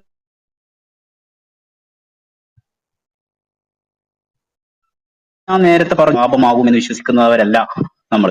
അഥവാ പാപം എന്ന് പറയുന്നതിന് ഒരു അർത്ഥമുണ്ട്. എന്താണ് അത്? അല്ലാഹു വിലക്കിയത്, ദൈവം വിലക്കിയത് എന്നുള്ള അർത്ഥത്തിനാണ് ഞങ്ങൾ പാപം എന്ന് മതപരമായി പറയുന്നത്. അപ്പൊ അത് വിലക്കിയാൽ പാപമാകും, വിലക്കുന്നില്ലേ പാപമാവുകയുമില്ല. അങ്ങനെ ദൈവമാണെങ്കിൽ ചെയ്യാൻ പറ്റില്ല എന്നുള്ളതിന് യുക്തി ഉണ്ടെങ്കിൽ എന്നാ അത് പറയൂ. ഇതൊന്നും പറയാതെ പിന്നെ അതുപോലെ തന്നെ പരിണാമത്തിലൂടെയാണ് ഇവിടെ യഥാർത്ഥത്തിൽ ഉണ്ടായത് എന്നുള്ളത് ഉണ്ടെങ്കിൽ അതിലേക്ക് നമുക്ക് പരിണാമത്തിലൂടെയാണ് ഇവിടെ ഉണ്ടായത് അഥവാ അതിന്റെ വിശദമായ ഭാഗങ്ങളിലേക്ക് വേണമെങ്കിൽ നമുക്ക് പോകാം. പക്ഷെ ഇവിടെ ചോദിച്ചത് എന്തായിരുന്നു? ദൈവമായിരുന്നുവെങ്കിൽ ഇങ്ങനെയുള്ള ഒരു സംഭവം നടക്കുമായിരുന്നില്ല, ദൈവം സൃഷ്ടിച്ചതായിരുന്നെങ്കിൽ എന്നതിനോടാണ് പ്രതികരിക്കേണ്ടത്.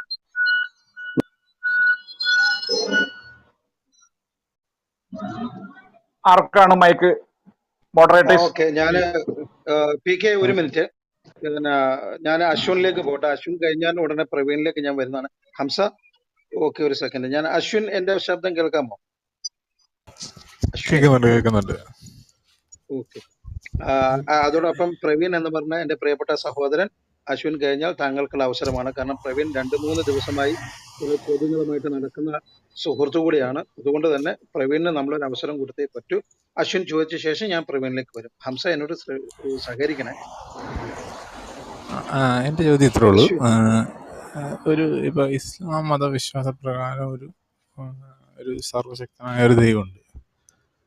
ആ ദൈവത്തിലേക്ക് എത്താൻ ഖുർആൻ അല്ലാതെ വേറെ എന്തെങ്കിലും വഴിയുണ്ടോ?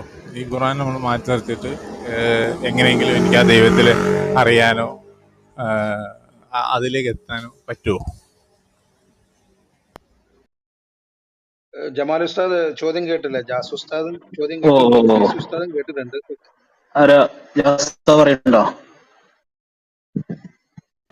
ഇല്ല ഉസ്താദ് പറഞ്ഞോളൂ. ഞാൻ ചെറിയ തിരക്കുകളായതുകൊണ്ടാണ് ഇടപെടാൻ പറ്റാത്തത്. ഓക്കെ. അപ്പൊ ഖുർആനിലൂടെ അല്ലാതെ മുസ്ലിങ്ങൾ വിശ്വസിക്കുന്ന അള്ളാഹുവിലേക്ക് എത്താൻ സാധിക്കുമോ എന്നാണ് ചോദിച്ചത് എന്നാണ് ഞാൻ മനസ്സിലാക്കുന്നത്. അവിടെ ഒന്നാമതായിട്ട് പറയാനുള്ളത് ഖുർആനിലൂടെ ഒരു ചെറിയ കർഷനുണ്ട്. പറയുന്നത് നമ്മൾ സർവശക്തനായ ആകെയുള്ള ഒരു ദൈവം, അത് ആരും വിശ്വസിക്കുന്നു എന്നുള്ളതല്ല. ഇപ്പൊ ആ ദൈവമാണല്ലോ ഇതെല്ലാം സൃഷ്ടിച്ചതും ഇതിന്റെ എല്ലാം നമ്മളെല്ലാം നിയന്ത്രിക്കുന്നതും എല്ലാ കൺട്രോളും അവിടെയാണ്. ആ ദൈവത്തെ കുറിച്ചാണ് ഞാൻ ചോദിക്കുന്നത്. ഖുർആൻ അല്ലാതെ എനിക്ക് ആ ദൈവത്തിലേക്ക് എത്താൻ പറ്റുമോ? അതെ, ഭാഷയിലുള്ള വ്യത്യാസം ഉള്ളൂ തോന്നുന്നു. ഞാൻ വേറെന്തോ പദങ്ങളിലൂടെ വേറെടുക്കോ ഒളിച്ചോടുന്നു തോന്നി എന്ന് തോന്നുന്നു സഹോദരനെ. അത് അങ്ങനെയൊന്നല്ല. അങ്ങനെ ഈ അല്ലല്ല, ഞാൻ അതെ അങ്ങനെ ഒളിച്ചോടല്ല ആ ഞാൻ ചോദിച്ചത്. അല്ലല്ല ഞാൻ ഒളിച്ചോടി എന്ന് നിങ്ങൾക്ക് തോന്നുന്നു എന്നത് ഇല്ല എനിക്ക് തരത്തിലാണ് അങ്ങനെ നിങ്ങൾ തോന്നുന്നില്ല. ഇടപെട്ടത്. അല്ല നമ്മള് അല്ല ഇല്ല, ഇത്ര ഓക്കെ ആയിക്കോട്ടെ. അതെ ഞാൻ ഒരു പറഞ്ഞുകൊടുത്ത് മുസ്ലിം തെറ്റുണ്ടെങ്കിൽ എന്നോ അല്ലെങ്കിൽ നിങ്ങൾ എന്നെ ഉസ്താദ് പറയുമ്പോൾ അത് മുസ്ലിം ദൈവം മാത്രമായി പോകും. ഞാൻ പറഞ്ഞത് ഇതെല്ലാം ഉണ്ടാക്കിയ ഒരാളാണല്ലോ. അതെ ഓക്കെ ആ അപ്പൊ ആ ഒരു കൺസെപ്റ്റ് വെച്ചിട്ട് നമ്മൾ ചോദിച്ചത് ഞാൻ. സോറി ഞാൻ ഇടക്ക് നമ്മൾ അങ്ങോട്ടും സംസാരിച്ചതിൽ ക്ഷമ ചോദിക്കുന്നു, പ്രത്യേകിച്ച് ശ്രോതാക്കളോട്. ഏതായാലും നമ്മള് യഥാർത്ഥത്തില് ഇങ്ങനെ പ്രപഞ്ചത്തിനൊരു സൃഷ്ടാവുണ്ട്, അവനാണ് ഇത് സർവവും പരിപാലിക്കുന്നത് എന്നതിലേക്ക് എത്തുന്നത് ഖുർആനിലൂടെ അല്ല. കാരണം ഖുർആൻ എന്ന് വെച്ചാൽ അത് ദൈവിക ഗ്രന്ഥമാണെന്ന് പറയുമ്പോഴാണ് അതൊരു പ്രമാണമായും കാര്യങ്ങളൊക്കെ വരുന്നത്. അതിന് ദൈവിക ഗ്രന്ഥമാണ് എന്ന് വരണമെങ്കിൽ ആദ്യം ദൈവമുണ്ട് എന്ന് വരണ്ടേ. അപ്പൊ അതുകൊണ്ട് തന്നെ മുസ്ലിങ്ങളായ ആളുകൾ, മുസ്ലിങ്ങൾ എന്ന് പറയണ്ടെന്ന് പറഞ്ഞാൽ ഏതായാലും വിശ്വാസികളായ ആളുകൾ, പ്രത്യേകിച്ച് മുസ്ലിങ്ങൾ നമുക്ക് പറയാതിരിക്കാൻ പറ്റില്ല, അവരുടെ ഈ ദൈവമുണ്ട് എന്നുള്ളതിന്റെ പ്രമാണം ഖുർആൻ അല്ല. അതേ സ്ഥാനത്ത് ഈ പ്രപഞ്ചത്തിനൊരു സൃഷ്ടാവും ആ സൃഷ്ടാവിന് ഈ പ്രപഞ്ചം ഉണ്ടാക്കാനും നിയന്ത്രിക്കാനും ഉള്ള സർവ്വ കഴിവുകളും ശേഷികളും ഉണ്ട് എന്ന് മൊത്തത്തിൽ ഒരു വിശ്വാസവും ചിലതൊക്കെ വിശദമായും ബുദ്ധിപരമായ തെളിവുകളിലൂടെ മനസ്സിലാക്കിയതിന്റെ ശേഷം ആ ദൈവത്തിന്റെ ഗ്രന്ഥമാണ് ഈ ഖുർആൻ എന്ന് മനസ്സിലാക്കുകയും ചെയ്യുമ്പോൾ പിന്നീട് ഖുർആനിൽ നിന്ന് പുതിയ ചില വിശേഷണങ്ങൾ കൂടി അള്ളാഹുവിനുണ്ട് എന്നൊക്കെ ഒരുപക്ഷെ മനസ്സിലാക്കിയേക്കാം. എന്നല്ലാതെ ഖുർആനിലൂടെ അല്ല ഞങ്ങൾ ദൈവവിശ്വാസത്തിലേക്ക് എത്തുന്നത്, ബുദ്ധിപരമായ ഫിലോസഫിക്കലായ തെളിവുകളിലൂടെയാണ്. മനസ്സിലായോ? അപ്പൊ അതുകൊണ്ട് അതിന്റെ സ്റ്റേജ് നിങ്ങൾക്ക് മനസ്സിലായി. അങ്ങനെ ഖുർആൻ പിന്നെ ദൈവമുണ്ട് എന്നും ഒന്നുകിൽ മുഹമ്മദ് നബി ആ ദൈവത്തിന്റെ ദൂതനാണെന്നോ അല്ലെങ്കിൽ ഈ ഖുർആൻ ദൈവിക വചനമാണെന്നോ രണ്ടാലൊന്നോ ഖുർആനോ ഹദീസോ അല്ലാത്ത തെളിവിലൂടെ ബോധ്യപ്പെടുത്തിയതിന്റെ ശേഷം മാത്രമാണ് ഖുർആനും ഹദീസും ഒക്കെ നമ്മൾ തുറന്ന് ഇത് രണ്ടും പ്രമാണമാണെന്ന് ഇതല്ലാത്ത രീതിയിൽ തെളിയിച്ചതിന്റെ ശേഷം മാത്രമാണ് ഇത് പ്രമാണമായിട്ട് നമ്മൾ പരിഗണിക്കുന്നത്. അപ്പൊ അവിടുന്ന് അങ്ങോട്ടുള്ള വിഷയത്തിലെ ഖുർആനും മറ്റൊക്കെ തെളിവാക്കുള്ളൂ. അവിടെ ഒരു കാര്യം കൂടി കൃത്യത വരുത്തേണ്ടതുണ്ട്. ദൈവമുണ്ട് എന്ന് മനസ്സിലാക്കാൻ നമ്മൾ ഖുർആനെ എന്ത് ചെയ്യുന്നില്ല, അവലംബിക്കേണ്ടി വരുന്നില്ല ഏറ്റവും ചുരുങ്ങിയത്. അതേ സ്ഥാനത്ത് അങ്ങനെ ദൈവമുണ്ട് എന്ന് വിശ്വസിക്കണമെന്ന് ദൈവം പറയുന്നുണ്ട് എന്ന് നമ്മൾ തിരിച്ചറിയുന്നത് എവിടെയാണ്? അത് ഖുർആനിലൂടെയാണ്, ഹദീസുകളിലൂടെയാണ്. രണ്ടും വ്യത്യാസമുണ്ട്. അപ്പൊ അവിടെ സൂര്യനുണ്ട് എന്ന് നമ്മൾ അറിയുന്നത് ഖുർആനിലൂടെ ഹദീസിലൂടെ അല്ല. അതേ സ്ഥാനത്ത് സൂര്യനുണ്ട് എന്ന് വിശ്വസിക്കൽ നിർബന്ധമാണ് എന്നൊരു വാചകം ദൈവവചനായിട്ട് വരികയാണെങ്കിൽ ആ വിശ്വാസം നിർബന്ധമാകുക എന്നുള്ളത് നമുക്ക് വരും. അല്ലെങ്കിൽ വിശ്വസിക്കൽ നിർബന്ധമൊന്നുമില്ല, നിർബന്ധമില്ലെങ്കിലും നമുക്ക് അതറിയാൻ സാധിക്കും. ഓക്കെ, ഞാൻ ഒന്നും കൂടി എടുത്തോട്ടെ. അതിന്റെ അകത്തൊരു ചെറിയ പ്രശ്നമുണ്ട്. അതിന്റെ കംപ്ലീറ്റ് അശ്വിൻ ചോദിക്കും. അതിനകത്തൊരു പ്രശ്നമുണ്ട്. ഇപ്പൊ നമ്മള് ഇസ്ലാം അല്ലെങ്കിൽ ക്രിസ്ത്യാനിറ്റി അല്ലെങ്കിൽ ഹിന്ദു മതത്തിൽ അങ്ങനെയുള്ള സാധനമൊന്നുമില്ല. ഈ രണ്ട് പ്രത്യേകം എടുത്ത് നമ്മൾ നോക്കുകയാണെങ്കിലും ഇതിൻ്റെ അകത്ത് പറയുന്നത് ശരിയാണെന്ന് വിശ്വസിച്ച് നമ്മൾ അതുപോലെ ജീവിക്കണം. അതാണല്ലോ അതിൻ്റെ ഒരു കൺസെപ്റ്റ്. അപ്പോൾ അത് അങ്ങനെ കിട്ടുമ്പോൾ നമുക്ക് സ്വർഗവും നരകവും അങ്ങനെയുള്ള നമ്മൾ എന്തൊക്കെ ചെയ്യണം, തെറ്റ് ശരി, അതിനൊക്കെ ഡിഫൈൻ ചെയ്യുന്നത് ഈ ബുക്കിലൂടെയാണ്. എൻ്റെ സംശയം എന്ന് പറഞ്ഞു കഴിഞ്ഞാൽ ഇതെല്ലാം സൃഷ്ടിച്ച ഒരു ദൈവം, ആ ദൈവത്തിലേക്ക് എത്താൻ ഈ ബുക്കില്ലാതെ നമുക്ക് പറ്റും. പിന്നെ അതിൻ്റെ അകത്തെ ഈ പറഞ്ഞ നിയമങ്ങളോ അല്ലെങ്കിൽ അങ്ങനെയുള്ള കാര്യങ്ങളോ ഒന്നും ഇല്ലാതെയും ഈ ദൈവത്തിലേക്ക് എത്താം. പക്ഷെ ഈ ബുക്ക് ശരിക്കും പറഞ്ഞാൽ അപ്പൊ എനിക്ക് ആ ദൈവത്തിന് ഏത് പേര് വേണേലും വിളിക്കാം. അങ്ങനെ ഈ ബുക്ക് നമ്മൾ ഒരു ആ ഗ്രന്ഥത്തിന്റെ അടിസ്ഥാനത്തിലാണ് നമ്മൾ ഡിഫൈൻ ചെയ്യുന്നത്. അതല്ലാതെ എൻ്റെ ഡിഫിനിഷൻ എനിക്ക് ഞാൻ മാത്രമാണ് ദൈവം, എന്താ പറയാ, ഒരു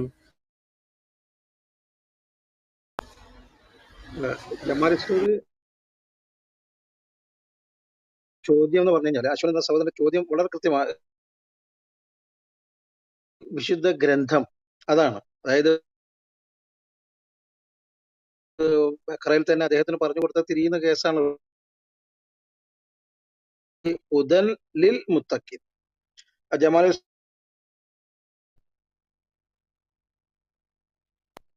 ഉസ്താദ് ലൈനിൽ രണ്ടാമത്തെ ചോദ്യം ഒരു പക്ഷെ അതായിരിക്കാം. ഫസ്റ്റ് ചോദ്യം അങ്ങനെ ആയിരുന്നില്ല. അതിന് ഞാൻ മറുപടി പറഞ്ഞപ്പോൾ ഇതിലേക്ക് വന്നതായിരിക്കും എന്നാണ് ഞാൻ മനസ്സിലാക്കുന്നത്. കാരണം ഫസ്റ്റത്തെ ചോദ്യം ഖുർആൻ അല്ലാത്ത വേറെ ഏതെങ്കിലും രീതിയിൽ ഈ പ്രപഞ്ചത്തിന്റെ സൃഷ്ടാവിനെ നിങ്ങൾക്ക് കണ്ടെത്താൻ സാധിക്കുമോ എന്നായിരുന്നു എന്നാണ് ഞാൻ മനസ്സിലാക്കിയത്. അതിനോടാണ് ഞാൻ പ്രതികരിച്ചത്. അതിനുള്ള മറുപടി ഖുർആനിലൂടെ അല്ല, ഖുർആൻ അല്ലാത്ത വേറെ മറിച്ച് ഖുർആനിലൂടെ അല്ല ഞങ്ങൾ ദൈവത്തെ കണ്ടെത്തുന്നത് എന്നാണ് മറുപടി പറഞ്ഞത്. ആ മറുപടി പിന്നെ എന്തിന് ഈ ബൈബിളോ ഖുർആനോ എന്നുള്ളതിനെ കുറിച്ച് ആണ് ചോദിക്കുന്നതെങ്കിൽ നമുക്ക് അതിനെ കുറിച്ച് പറയാം. ഫസ്റ്റ് അദ്ദേഹത്തിന്റെ ചോദ്യം ഞാൻ മനസ്സിലാക്കിയത് അതായിരുന്നു. അപ്പൊ അതിനോട് ഞാൻ പ്രതികരിച്ചു. ഇനി എന്തിനാണ് ഇങ്ങനെ ഒരു ഗ്രന്ഥം എന്നതാണ് ചോദ്യമെങ്കിൽ അങ്ങോട്ട് വരാം. ഫസ്റ്റ് ചോദ്യത്തെ കുറിച്ച് എന്താണ് അശ്വിന് പറയുന്നത്? ഹലോ ഹലോ അദ്ദേഹം ഡിസ്കണക്ട് ആയിരിക്കുന്നു. അല്ല, അശ്വിന്റെ മറുപടിക്ക് കാത്തിക്കാണ്. അശ്വിൻ എന്താണ് ഫസ്റ്റത്തെ ഓക്കെ. ചോദ്യത്തെ കുറിച്ച്? അതാ ഞാൻ പറഞ്ഞേ. അപ്പോൾ ദൈവം ഉണ്ട്, അത് നമ്മൾ ഈ ഖുർആൻ ഇല്ലാതെയാണ് നമ്മൾ കണ്ടുപിടിക്കുന്നത്, അല്ലെങ്കിൽ നമുക്ക് മനസ്സിലാക്കുന്നത്. അപ്പോൾ ആ ദൈവത്തിന് നമുക്ക് ഏത് പേര് വേണേലും വിളിക്കാം, എന്തും വിളിക്കാം. അത് നമ്മൾ കണ്ടുപിടിക്കുന്ന വ്യക്തിയുടെയോ അല്ലെങ്കിൽ ആരുടെയോ, ഇപ്പം ഞാനാണ് കണ്ടുപിടിക്കുന്നതെങ്കിൽ എൻ്റെ ഡെഫിനിഷൻ എനിക്ക് അതിന് കൊടുക്കാം. കാരണം ഇന്ന കാരണങ്ങൾ വെച്ചിട്ട് ഈ പ്രപഞ്ചം ഉണ്ടാക്കിയത് ആ ദൈവമാണെന്ന് ഞാൻ വിശ്വസിച്ചുകൊണ്ട് എനിക്ക് ആ ഒരു ഇത്. അപ്പോൾ ഇതിൻ്റെ അകത്ത് പ്രസക്തി എന്ന് പറയുന്നത് നമ്മളിപ്പോൾ ഒരു മതം നിഷ്കർഷിക്കുന്ന, അതായത് ഈ ഖുർആൻ അല്ലെങ്കിൽ ബൈബിൾ പോലുള്ള ഗ്രന്ഥങ്ങൾ നിഷ്കർഷിക്കുന്ന രീതിയിലാണ് ജീവിച്ചാലേ ഈ ദൈവത്തിലേക്ക് എത്തൂ എന്നൊരു കാര്യമുണ്ടല്ലോ. അതിനെ എങ്ങനെയാണ് ഡിഫൈൻ ചെയ്തത്? ആ ഒരു കൺസെപ്റ്റ്, അതുപോലെ ജീവിക്കണം, അല്ലെങ്കിൽ അത്തരം കാര്യങ്ങളിലൂടെ ജീവിക്കണം എന്നുള്ള കൺസെപ്റ്റ് എന്തിനാണ് എന്നാണ് പ്രശ്നം. ഉസ്താദെ, ഓക്കെ, കേൾക്കുന്നില്ല ഉസ്താദ്? കേൾക്കുന്നുണ്ട്. പിന്നെ അദ്ദേഹം ഫസ്റ്റത്തെ ചോദ്യം അത് ക്ലിയർ ആയി. ഞാൻ പറയട്ടെ, വേറെ ആരും പറയണ്ടോ? ഇല്ല ഉസ്താദ്, ഇല്ല. ഫസ്റ്റ് ചോദ്യം ഖുർആൻ അല്ലാത്ത വേറെ ഏതെങ്കിലും രീതിയിൽ ദൈവത്തെ കണ്ടെത്താൻ സാധിക്കുമോ എന്ന് വെച്ചാൽ ഞാൻ സാധിക്കും എന്ന് പറഞ്ഞു. ഇപ്പൊ അദ്ദേഹം പറഞ്ഞത് ശരിയാണ്, അങ്ങനെ സാധിക്കുമല്ലോ, അപ്പൊ പിന്നെ എന്തിനാണ് ഈ ഖുർആനോ ബൈബിളോ എടുക്കുന്നത് എന്ന ഒരു തരത്തിലുള്ള ചോദ്യമാണ് വരുന്നത്. അതിന് നമുക്ക് പറയാനുള്ളത്, ഒരു ദൈവം ഉണ്ടെന്ന് മാത്രം കണ്ടെത്തി നമ്മൾ കൈയും കൂട്ടി പോവുകയല്ല ചെയ്തിട്ടുള്ളത്. പിന്നെയോ ആ ദൈവം ഒരു ദൂതനെ അയച്ചിട്ടുണ്ട്, ആ ദൂതന് നൽകിയ സന്ദേശമാണ് ഖുർആന് എന്നും കൂടെ നമുക്ക് തെളിവിലൂടെ ബോധ്യപ്പെടുമ്പോൾ അപ്പൊ പിന്നെ അതിന് പരിഗണിക്കേണ്ടി വരില്ലേ? ഒരു ദൈവം ഉണ്ടെന്ന് മാത്രമല്ല, നിങ്ങൾ പറയുന്നത് ദൈവം ഉണ്ടെന്ന് മാത്രം മനസ്സിലായി, അപ്പൊ അവിടെ നമ്മൾ നിർത്തണ്ടേ എന്നാണോ ചോദിക്കുന്നത്? വേറെ എന്തെങ്കിലും മനസ്സിലാകുകയാണെങ്കിൽ ഇപ്പൊ സൂര്യൻ ഉണ്ടെന്ന് മനസ്സിലായത് ഇതുകൊണ്ട് ചന്ദ്രൻ കൂടി ഉണ്ടെന്ന് പറയുമ്പോൾ ചന്ദ്രൻ ഉണ്ടെന്ന് പറയേണ്ടി വരില്ലേ? അപ്പൊ പിന്നെ ദൈവമുണ്ടെന്ന് നമുക്ക് മനസ്സിലാവുകയും ആ ദൈവം ആണ് ഈ പ്രപഞ്ചത്തെ സൃഷ്ടിച്ചെന്നാണ് വരുന്നത്. അപ്പൊ മനുഷ്യരായ നമുക്ക് സന്ദേശങ്ങൾ നൽകാൻ വേണ്ടിയിട്ട് ഒരു ദൂതനെ പറഞ്ഞയച്ചിട്ടുണ്ട് എന്ന് കൂടി ബോധ്യപ്പെടുകയാണെങ്കിൽ അതുകൂടെ അംഗീകരിക്കേണ്ടി വരും. ആ സന്ദേശങ്ങളാണ് ഖുർആൻ എന്ന് ബോധ്യപ്പെടുകയാണെങ്കിൽ ഖുർആൻ അംഗീകരിക്കേണ്ടി വരും. ബൈബിൾ എന്ന് ബോധ്യപ്പെടുകയാണെങ്കിൽ ബൈബിൾ അംഗീകരിക്കേണ്ടി വരും. അതിലേതിനാണ് തെളിവുള്ളത് നോക്കേണ്ടി വരും. ഇത്രല്ലേ വിഷയമുള്ളൂ ഉസ്താദ്. പിന്നെ അദ്ദേഹത്തിന്റെ ചോദ്യത്തിലുള്ള ഒരു ഉദ്ദേശം മനസ്സിലായത്, ദൈവം ഉണ്ടെന്ന് ബോധ്യപ്പെട്ടാൽ ആ ദൈവത്തെ അള്ളാഹു എന്നുള്ള പേരിട്ട് വിളിക്കണ്ടല്ലോ, നമ്മൾക്ക് ഇഷ്ടമുള്ളൊരു പേരിട്ട് വിളിക്കാം. പിന്നെ നമ്മൾക്ക് ഇഷ്ടമുള്ള, അതിനോട് കൂടെ പറഞ്ഞത് നമ്മൾക്ക് ഇഷ്ടമുള്ള രൂപത്തിൽ ഡിഫൈൻ ചെയ്തുകൂടെ എന്നാണ്. പ്രപഞ്ചം സൃഷ്ടിക്കാൻ പറ്റിയ ഒരു ദൈവമായിരിക്കണം ആ ഡിഫൈൻ ചെയ്യുന്നത് എന്ന് ഉസ്താദിന് മുമ്പ് പറഞ്ഞിരുന്നു. അപ്പോൾ ഏത് പേരിട്ട് വിളിച്ചൂടെ എന്നുള്ളതിന് അടിസ്ഥാനപരമായ ഒരു അങ്ങനെ ഒരു വിശദീകരണം ഉസ്താദ് നടത്തിയെന്നല്ലോ. അപ്പൊ ആ മറുപടിയും കൂടി ഉസ്താദ് പ്രതീക്ഷിക്കുന്നു ഉസ്താദ്. അത് അയാളുടെ സംസാരത്തിൽ വന്നിട്ടുണ്ട്. ഞാൻ സാധാരണ ചെയ്യല് ഏതെങ്കിലും ഒരു പോയിന്റ് എടുത്തതിൽ മുന്നോട്ട് ഏറ്റവും പ്രധാനം തോന്നുന്ന പോയിന്റിൽ മുന്നോട്ട് പോലാണ്. പലതും വെച്ചാൽ ചിലപ്പോ ചർച്ച പോകില്ല, അത് മുന്നോട്ട് പോകില്ല. ഏതായാലാവട്ടെ, അപ്പൊ അത് പിന്നെ ഏത് നിർവചനവും പറഞ്ഞൂടെ എന്ന് പറഞ്ഞാല് അങ്ങനെ ഈ ഇഷ്ടമുള്ള നിർവചനം ഒന്നും പറയാൻ പറ്റൂല. പിന്നെ എന്തായിരിക്കണം? ഈ പ്രപഞ്ചത്തിനെ സൃഷ്ടിക്കാനും പരിപാലിക്കാനും ആവശ്യമായ സർവ്വവിശേഷണങ്ങളുമുള്ള ഒരു പിന്നെ അസ്തിത്വത്തെ ആയിരിക്കണം, അങ്ങനെയുള്ള ഒരു അസ്തിത്വമായിരിക്കണം നിർവചിക്കപ്പെടുന്ന സംഭവം. പിന്നെ അതിന് പേര് വിളിക്കുക എന്ന് പറഞ്ഞാൽ അങ്ങനത്തെ ഒരു അസ്തിത്വത്തെ കുറിച്ച് നമ്മൾ പിന്നെ ഏത് പേര് വിളിച്ചാലും അത് അടിസ്ഥാനപരമായ ഒരു പ്രശ്നമല്ല. അതേ സ്ഥാനത്ത് എന്നെ ഇന്ന പേരാണ് വിളിക്കേണ്ടത് എന്ന തരത്തിലുള്ള നിർദ്ദേശം കൂടി ഞാൻ നേരത്തെ പറഞ്ഞ രീതിയിൽ കിട്ടുകയാണെങ്കിൽ നമ്മൾ ആ പേര് വിളിക്കേണ്ടി വരും. അത്ര അതിനെ കുറിച്ച് പറയാനുള്ളൂ. അപ്പൊ അടിസ്ഥാനപരമായി പേരേത് വിളിക്കുന്നു എന്നുള്ളത്, ഇപ്പൊ നമ്മളിപ്പോ ഈ പകൽ വെളിച്ചം നമുക്ക് തരുന്നത് സൂര്യനാണെന്ന് നമുക്കറിയാം. അപ്പൊ ആ സൂര്യനെ കുറിച്ച് ഒരാൾ ഷംസ് എന്നോ സണ്ണ് എന്നൊക്കെ പേര് വിളിക്കുകയാണെങ്കിൽ അതിന് കുഴപ്പമില്ല എന്ന പോലെയുള്ള പ്രശ്നമില്ല എന്നുള്ളത് വരും. അല്ല സുഹൃത്തെ, ഞാനൊരു കാര്യം പറയട്ടെ. ഹലോ, അദ്ദേഹം പ്രതികരിക്കട്ടെ, അദ്ദേഹം ഒരു പ്രതികരിക്കട്ടെ. അതിന് എന്റെ കഴിയും. അവസരം അവസാനിച്ചോ? അല്ല, ഹലോ, അശ്വിൻ ഒന്ന് ഇല്ല, പ്രതികരിക്കട്ടെ. നിങ്ങള് ഇതാവല്ലേ. കേട്ടില്ല. അശ്വിൻ ഒരു മിനിറ്റ്. അശ്വിന് ഇവിടെ തന്ന മറുപടി കേട്ടു. ഇത് സർക്കിൾ ആയിക്കൊണ്ടിരിക്കുകയാണ് ചോദ്യങ്ങൾ.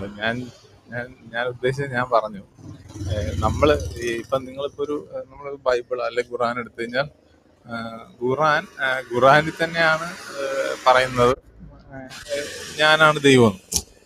ഈ ശരിക്കും പറഞ്ഞ അങ്ങനെയുള്ളൊരു എല്ലാ സൃഷ്ടിയായ ദൈവത്തിന് അങ്ങനെ പറഞ്ഞൊരു സ്റ്റേറ്റ്മെന്റ് അതിലൂടെ ഒരു ബുക്കിലൂടെ വെക്കേണ്ട കാര്യമുണ്ടോ? അങ്ങനെയുള്ള ഒരുപാട് ചോദ്യങ്ങൾ വരും ഇതിൻ്റെ അത്. ഇപ്പൊ എന്താ പറയാ, നമ്മൾ ഈ ബുക്ക് ഒരു ബൈബിളോ ഖുറാനോ എടുക്കുവാണെങ്കിൽ അപ്പൊ അതിൻ്റെ അത് പറഞ്ഞേക്കുന്ന ഇപ്പൊ ഈ കുറച്ചു മുമ്പ് ഒരാൾ ചോദ്യം ചോദിച്ചു. ഇത്തരം ചോദ്യങ്ങൾ പോലുള്ള ഒരുപാട് ചോദ്യങ്ങൾ ഇതിൻ്റെ അകത്ത് വരും. ഇത് ഒരു സംശയമല്ലല്ല, ഒരുപാട് സംശയങ്ങൾ എല്ലാവർക്കും ഓരോന്നോ വരും. നിങ്ങള് ഇപ്പൊ ഖുറാൻ പറയുന്നത് ആ ഒരു ഖുറാനിൽ ഡിഫൈൻ ചെയ്തിരിക്കുന്ന ഗോഡിനെ കുറിച്ചാണ് ഖുറാൻ പറയുന്നത്. അത് ഈ ഖുറാൻ നമുക്ക് ഖുറാൻ എന്തുകൊണ്ട് വിശ്വസിക്കുന്നു, അല്ലെങ്കിൽ ഖുറാൻ പറയുന്നതാണ് ശരി, അല്ലെ ബൈബിള് പറയുന്നതാണ് ശരി എന്ന് നമ്മൾ ഡിഫൈൻ ചെയ്ത് ഇങ്ങനെ പോകേണ്ടി വരും. അപ്പൊ അതിൻ്റെ അകത്ത് ഇതുപോലുള്ള ഒരുപാട് കോൺട്രഡിക്ടറി ആയ ചോദ്യങ്ങളും ഒക്കെ വരും. അപ്പൊ ഈ നമ്മൾ പ്രപഞ്ച സൃഷ്ടിയായ ദൈവത്തെ കുറിച്ചാണ് ഇങ്ങനെ ഓരോരോ ശരി മറ്റൊരാൾക്ക് തെറ്റായ രീതിയിൽ എടുക്കാൻ പറ്റുന്ന ചോദ്യങ്ങൾ അല്ലെ ഉത്തരങ്ങളൊക്കെ ഇതിൻ്റെ അകത്ത് വരുന്നത്. അതുകൊണ്ടാണ് നിങ്ങൾക്കിത് അങ്ങനെയല്ല, അത് ഇപ്പൊ 5-10 വർഷത്തേക്ക് ഒരു നിയമം അല്ലെങ്കിൽ വേറൊരു നിയമം, ഇത്തരം നിയമങ്ങളെയൊക്കെ നമ്മൾ ശരിക്കും പറഞ്ഞാൽ ഇത്തരം കാര്യങ്ങൾ വെച്ചിട്ട് ഈ സർവശക്തനായ ദൈവത്തിനെ നമ്മൾ ചെറുതാക്കിക്കൊണ്ടിരിക്കുകയാണ്. അതിന്റെ നിങ്ങൾ ഉത്തരം പറയുമ്പോഴും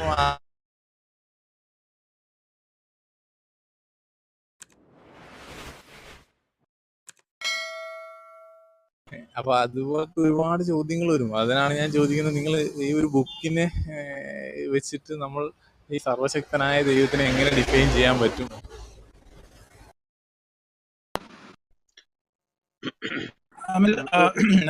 ഒരു കാര്യം മറുപടി ഞാൻ പറഞ്ഞോട്ടെ, അതിന് ചെറിയൊരു മറുപടി. ഇപ്പൊ നമ്മള് അശ്വിൻ, ഞാനൊരു ഉസ്താദോ കാര്യങ്ങളോ ഒന്നല്ല, നിങ്ങളെ പോലെ ഒരു സാധാരണക്കാരനാണ്.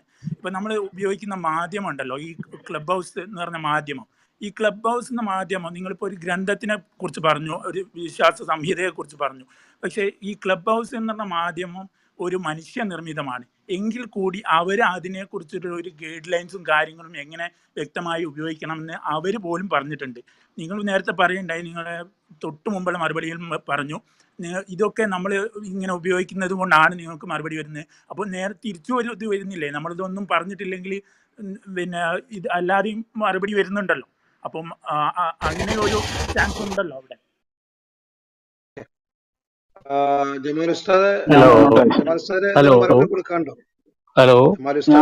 ഇനി ഉസ്താദ്മാര് പറഞ്ഞോട്ടെ, ഉസ്താദ്മാരും പറയും. ജമാൽ ഉസ്താദ് മറുപടി കൊടുക്കാനുണ്ടോ? ഇല്ലെങ്കിൽ ഞാൻ അദ്ദേഹം ഒരു കൃത്യമായ നേരത്തെ ചോദിച്ച ചോദ്യങ്ങളൊക്കെ ഉരുകി പോയി ഒരു കൃത്യത ഇല്ലാത്ത കുറെ വിഷയങ്ങൾ ഇങ്ങനെ അവതരിപ്പിക്കുകയാണ് ചെയ്തത്. ഇവിടെ ഒരുപാട് ചോദ്യങ്ങൾ ഞാൻ പറഞ്ഞു.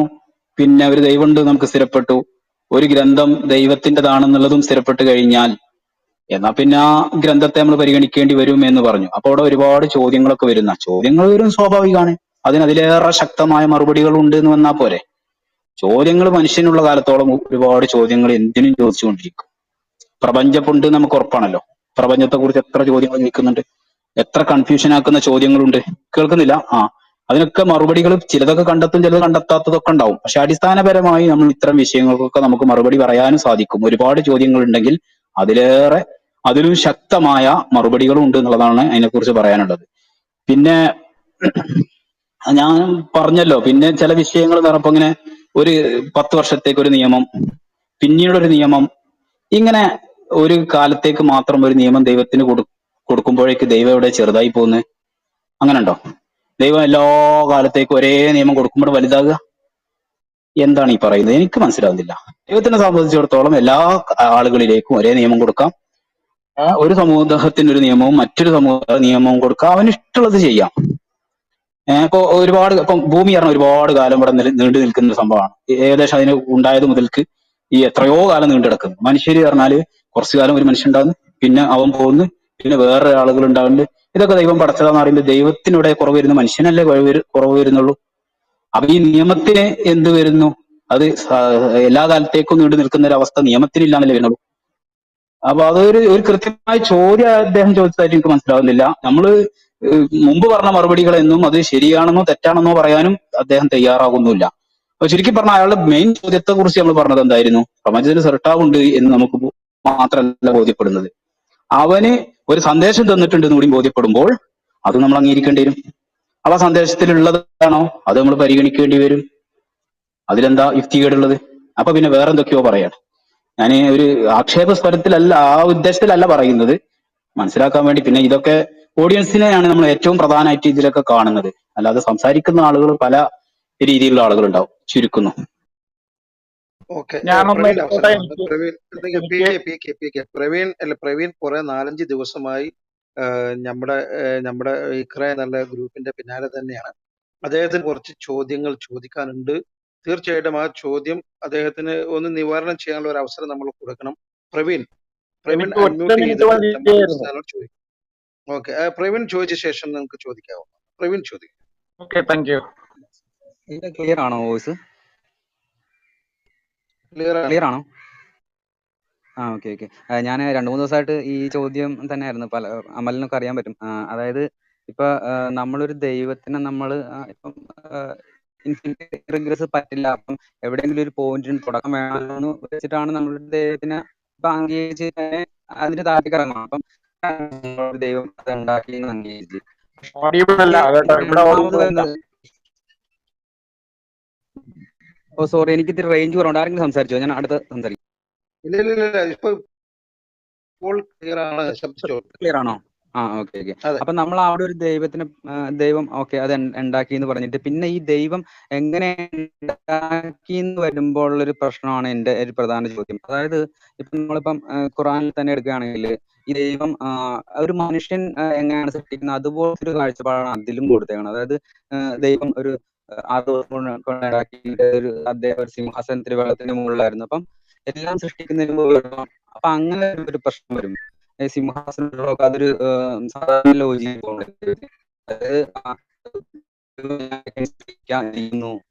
അതായത് നമ്മൾ കൊടുക്കുന്ന ഒരു വിശേഷമല്ല. സാധാരണ മനുഷ്യന്മാരെ കണ്ടിട്ട് നമ്മൾ ഒരു സാധനം ഉണ്ടാക്കിയിട്ട് ക്ലിയർ ഉണ്ടോ? എനിക്ക് കേൾക്കുന്നില്ല കേട്ടോ. മറുപടി പറയുമ്പോൾ പ്രയാസമാവും. കൃത്യമായി കേൾക്കുന്നില്ല. എനിക്കും കേൾക്കുന്നില്ല. ജമാൽ ഉസ്താദ് അൺമ്യൂട്ട് ചെയ്യുക, പ്രവീൺ അൺമ്യൂട്ട് ചെയ്യുക, എന്നിട്ട് രണ്ടാളും കൂടെ ഒന്ന് കമ്പയർ ചെയ്യൂ. അപ്പൊ ശരിയാവും. ജമാൽ ഉസ്താദ് അൺമ്യൂട്ട് ചെയ്യൂ, ഓപ്പൺ ആക്കൂ, പ്രവീണും ഓപ്പൺ ആക്കൂ. എന്റെ പ്രവീൺ പതുക്കെ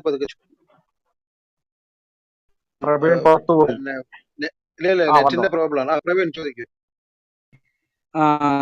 ഉസ്താദ് എന്റെ ചോദ്യം, അതായത് നമ്മൾ ദൈവത്തിനെ നമ്മൾ ഒരു സ്ഥലത്ത് ദൈവം ഇത് ഉണ്ടാക്കി എന്ന് പറഞ്ഞിട്ട് പിന്നെ ദൈവ പുസ്തകത്തിലൂടെ പറഞ്ഞു വരും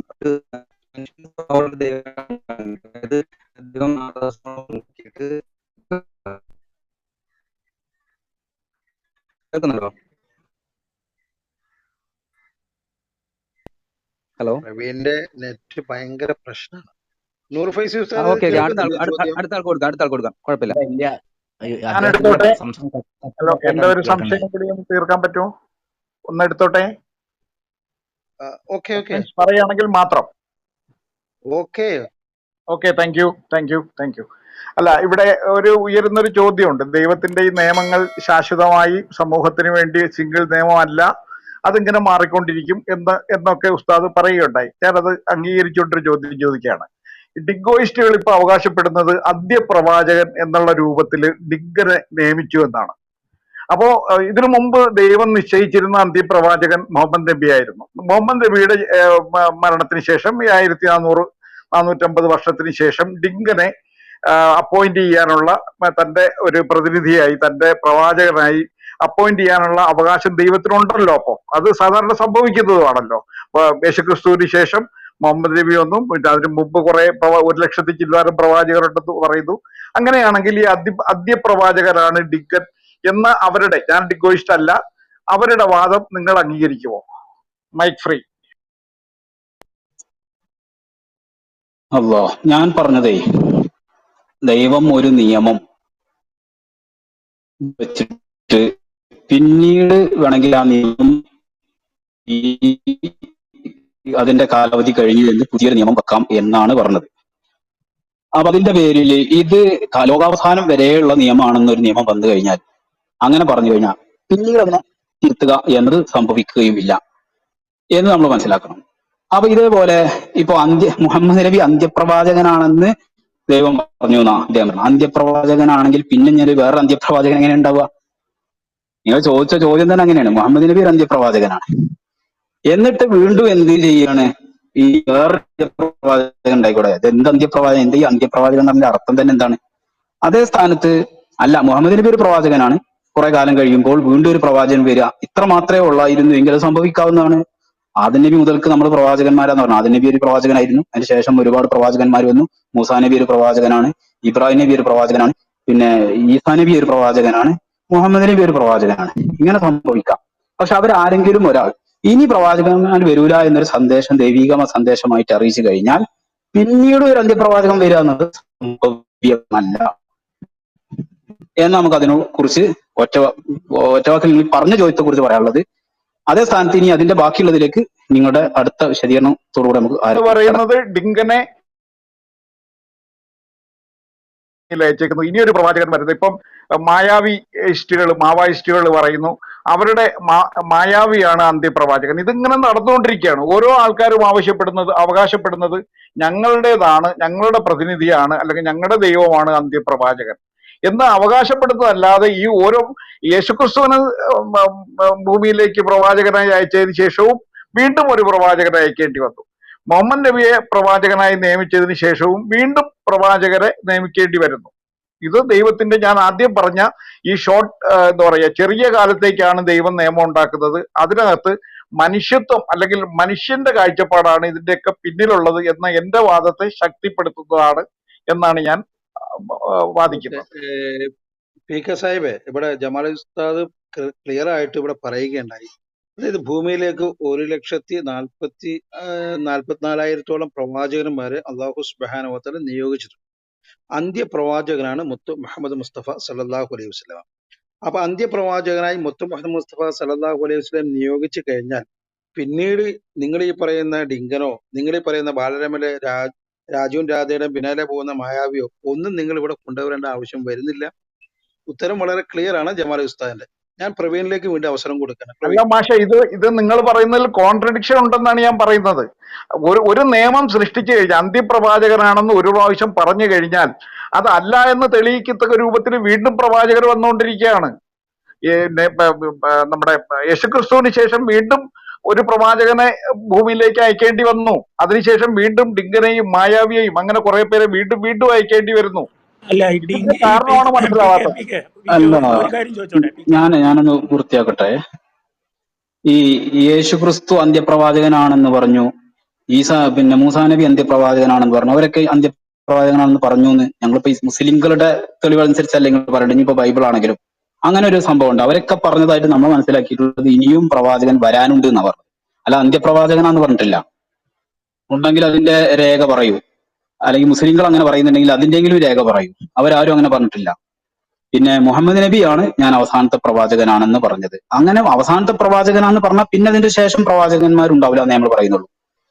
അതേപോലെ തന്നെ ഒരു നിയമം വന്ന് വീണ്ടും അത് പിന്നെ അതിന്റെ കാലാവധി കഴിഞ്ഞിട്ടുണ്ട് എന്ന് പറഞ്ഞിട്ട് മറ്റൊരു നിയമം ഉണ്ടാക്കാന്ന് പറയുന്നതിലോടുകൂടെ തന്നെ ഒരു നിയമം ഇനി ഇത് ലോകാവസാനം വരെയുള്ള നിയമമാണെന്ന് പറഞ്ഞാൽ പിന്നെ അതിനെ മാറ്റലുണ്ടാവില്ല. അത് രണ്ടും വ്യത്യാസമുണ്ട്. അപ്പൊ അന്ത്യപ്രവാചകനാന്ന് പറഞ്ഞാൽ പിന്നെ അത് അന്ത്യപ്രവാചകൻ തന്നെ ആയിരിക്കണം. അതിനുശേഷം പ്രവാചകന്മാർ വരാൻ പാടില്ല. ലോകാവസാനം വരെയുള്ള നിയമമാണെന്ന് പറഞ്ഞിട്ടുണ്ടെങ്കിൽ അത് ലോകാവസാനമുള്ള നിയമം പിന്നെ മാറ്റൂല. പക്ഷെ അത് ഡിങ്കോയിസ്റ്റുകൾ അംഗീകരിക്കുന്നില്ല. ഡിങ്കോയിസ്റ്റുകൾ അവകാശപ്പെടുന്നു അവരുടെ ഡിങ്കറാണ് ഏറ്റവും അവസാനത്തെ പ്രവാചകൻ എന്ന് അവർ വാദിക്കുന്നു. ഇവിടെയാണ് വിഷയം. ഹലോ ഫേസ്ബുക്കും മറ്റുമൊക്കെ തുടങ്ങിയപ്പോഴത്തേക്കാണ് ഈ ഡിങ്കോയിസം അത് പിന്നെ നിങ്ങൾ അതിലേക്ക് കൊണ്ടുപോയി കഴിഞ്ഞാൽ ഡിങ്കോയിസും മായാവീസും ഒക്കെ കൊണ്ടുപോയി കൃത്യമായിട്ട് അറിയാം. അതായത് ആ രീതിയിലേക്കാണ്. അല്ല ഇവിടെ ഒരു മിനിറ്റ് ഒറ്റ ഉസ്താദ് മറുപടി പറഞ്ഞത് അതിൽ ആരും ചോദ്യം കഴിയുന്നവരേക്കും അദ്ദേഹം കാത്തിരിക്കുകയാണ്. അപ്പൊ പിന്നെ അദ്ദേഹത്തിന് തന്നെ സമയം കൊടുക്കുകയായിരിക്കും. കാരണം അദ്ദേഹം ഒരു തിയറി അനുസരിച്ചാണ് അതിൽ നിന്ന് വ്യതിചലിക്കാതെ ഒരു അടിത്തറയിൽ നിന്നുകൊണ്ടാണ് അദ്ദേഹം സംസാരിക്കുന്നത്. ഇപ്പൊ ബഹുമാനപ്പെട്ട ജമാഅത്തുൽ ഉസ്താദിന് തന്നെ അദ്ദേഹം സംസാരിക്കുമ്പോൾ ആരും സംസാരിക്കാതിരിക്കലായിരിക്കും നന്നാവുക എന്ന് എനിക്ക് തോന്നുന്നു. നൂർ ഫൈസി ഉസ്താദാണ് നിർദ്ദേശം വെച്ചിട്ടുള്ളത്. തീർച്ചയായിട്ടും നമ്മളെല്ലാവരും അത് അംഗീകരിക്കേണ്ടത് തന്നെയാണ്. ഓക്കെ, പ്രവീൺ ചോദിക്കൂ. എനിക്ക് ഇപ്പൊ ഓഡിയബിൾ ആണോ? ഓക്കെ. അല്ല ഒരു സെക്കൻഡ്, ഞാൻ ഡ്യൂട്ടിയില്ല. ഒറ്റ സെക്കൻഡ്, ആർക്കും മൈക്ക് കൊടുത്തോ, എനിക്ക് കോൾ വരുന്നുണ്ട്.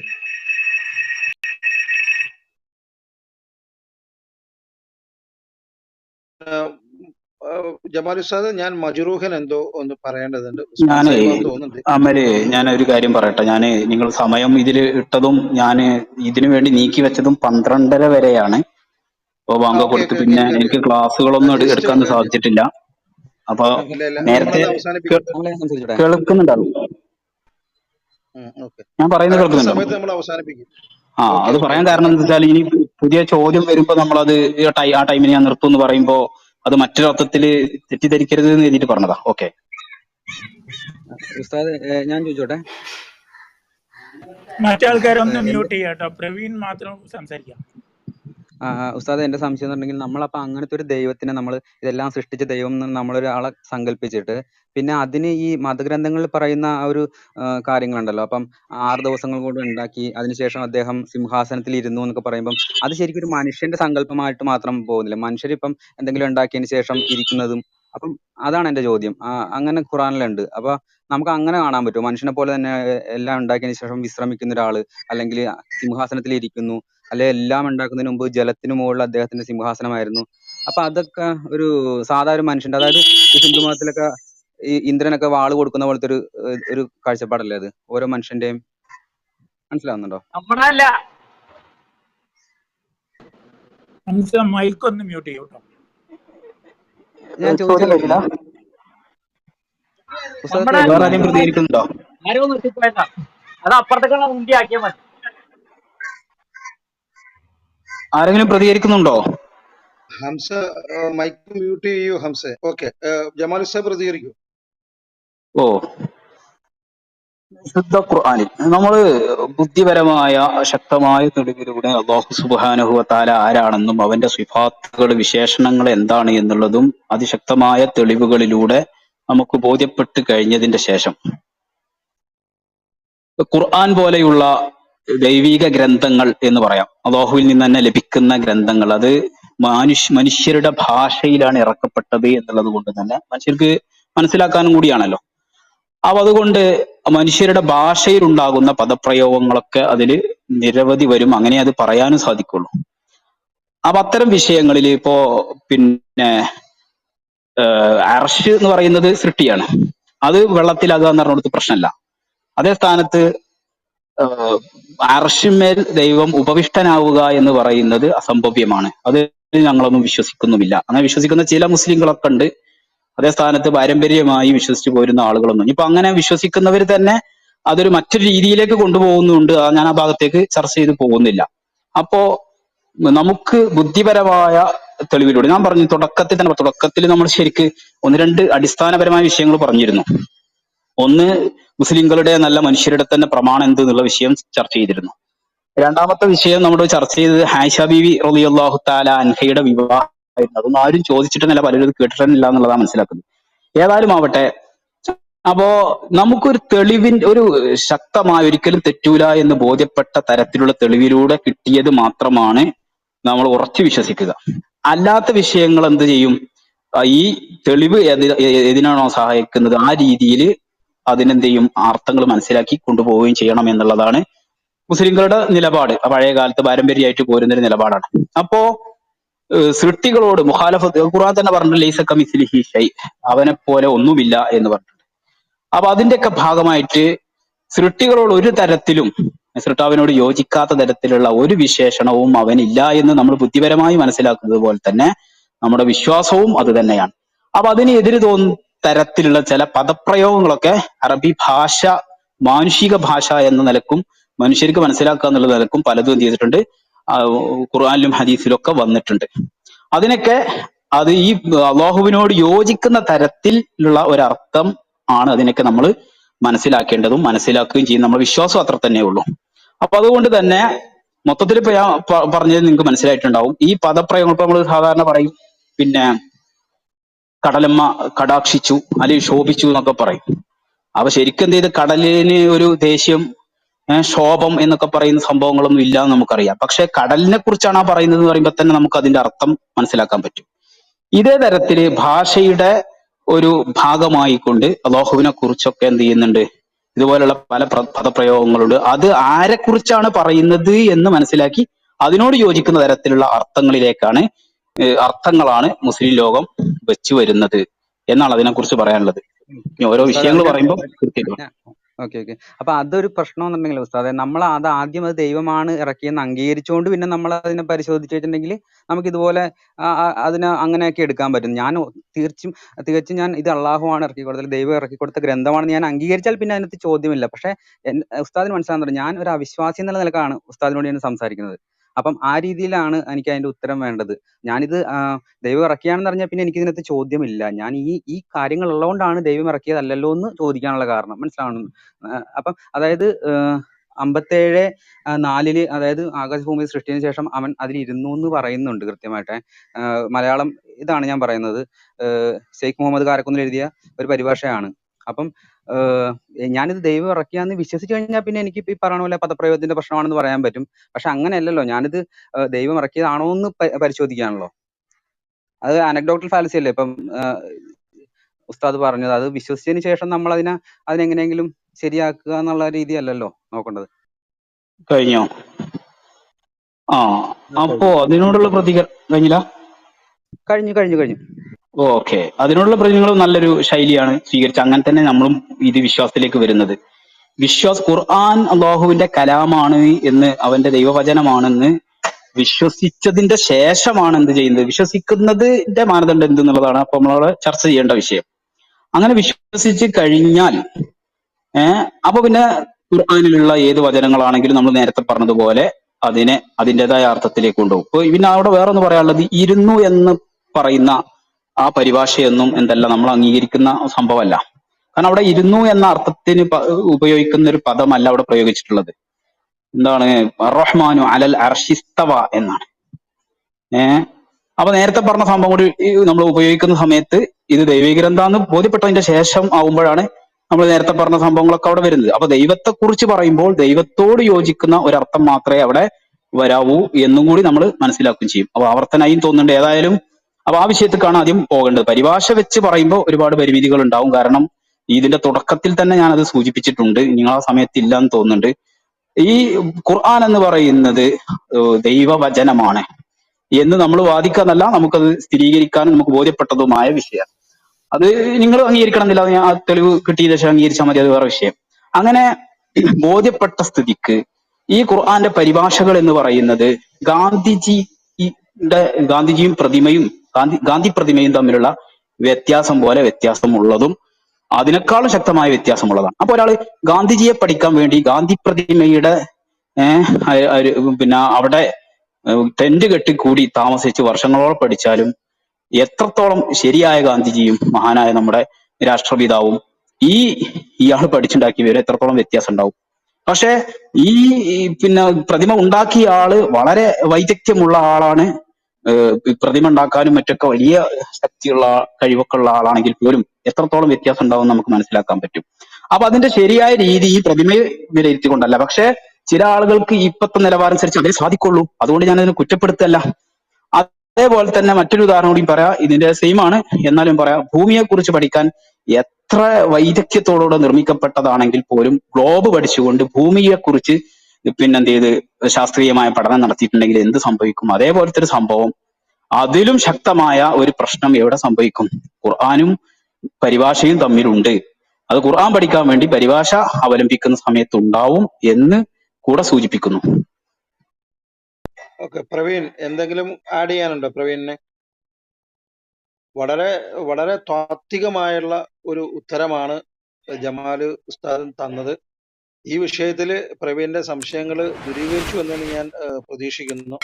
പ്രവീണിന് എന്തെങ്കിലും പ്രവീൺ ഔട്ടായി. ഓക്കെ, ജമാൽ ഉസ്താദ് പ്രവീൺ എന്തെങ്കിലും സംസാരിക്കാനുണ്ടോ? പ്രവീൺ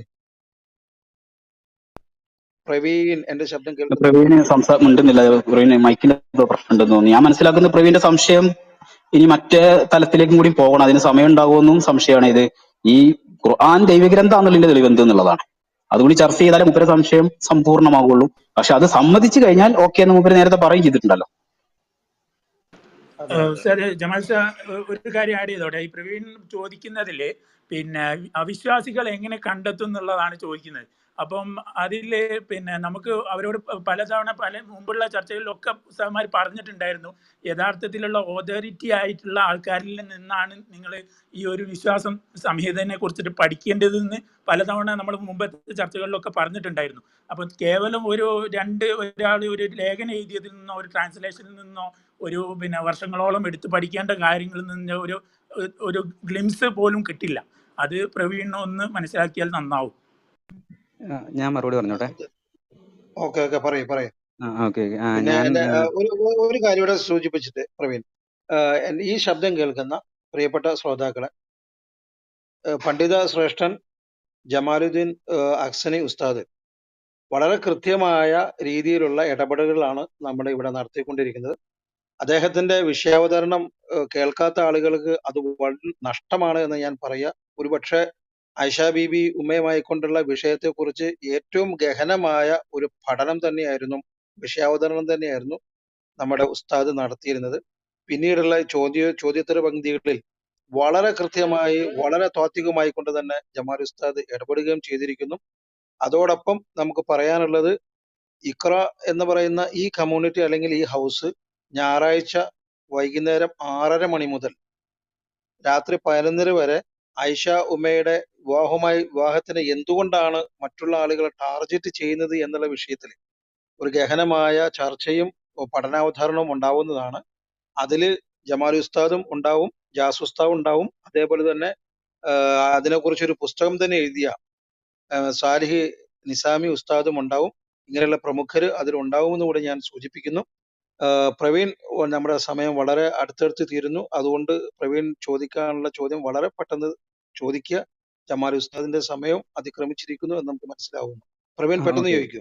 ഓക്കെ ഉസ്താദ്, ഞാനത് ശരിക്കും പറഞ്ഞിട്ടുണ്ടെങ്കിൽ ഇപ്പൊ അങ്ങനെ ഒരു ചോദ്യം ചോദിക്കാൻ കാരണം എൻ്റെ ഒരു മതത്തിൽ നിന്ന് ഞാൻ പഠിച്ചു തന്ന കാര്യങ്ങളിൽ എനിക്ക് തോന്നിയത്, നമ്മൾ ഈ ദൈവങ്ങൾക്ക് നമ്മളുടെ കാര്യങ്ങൾ, അതായത് ഇപ്പം ഒരു ഒരു വാളും പരിചയമൊക്കെ കൊടുക്കുമ്പോൾ എനിക്കത് ഉൾക്കൊള്ളാൻ കഴിയാണ്ടാണ് ഞാൻ അതിൽ നിന്ന് തന്നെ എനിക്ക് മനസ്സിലായത്. അത് ഏതോ ഒരു കാലത്ത് മനുഷ്യൻ ഉണ്ടാക്കിയ സാധനങ്ങൾ ദൈവങ്ങളിലേക്ക് അപ്ലൈ ചെയ്യുന്നു. അതായത് നമ്മുടെ പരിണാമഘട്ടത്തിൽ എപ്പോഴും ഉണ്ടാക്കിയ വീണ അല്ലെങ്കിൽ വാള് പരിചയമൊക്കെ ദൈവത്തിലും കൊടുക്കുന്നു.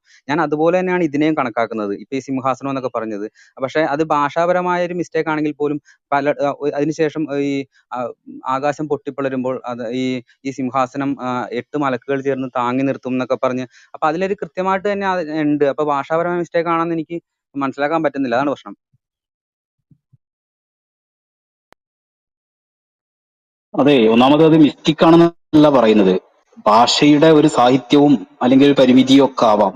പക്ഷെ അവിടെ ഞാൻ നേരത്തെ പറഞ്ഞതുപോലെ അള്ളാഹു ഇവിടെ ഇപ്പോ അർശ് എന്ന് പറയുന്ന ഒരു സൃഷ്ടിയുണ്ട് അല്ലെങ്കിൽ സിംഹാസനമുണ്ട് എന്നത് നമുക്കൊരു പ്രശ്നമല്ല. അതിനെ 8 മലക്കുകൾ താങ്ങി നിർത്തുന്നതിനും നമുക്ക് പ്രശ്നമല്ല. ആ സിംഹാസനത്തിൽ ഉപവിഷ്ടനാണ് എന്ന് പറയുന്ന സമയത്താണ് പ്രശ്നം വരുന്നത്.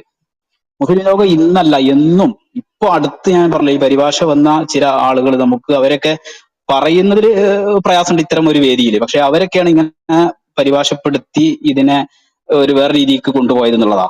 മുസ്ലിം ലോകത്ത് ആദ്യകാലം മുതൽക്ക് രചിച്ച ഗ്രന്ഥങ്ങളൊക്കെ നിങ്ങൾ പരിശോധിച്ച് നോക്കൂ.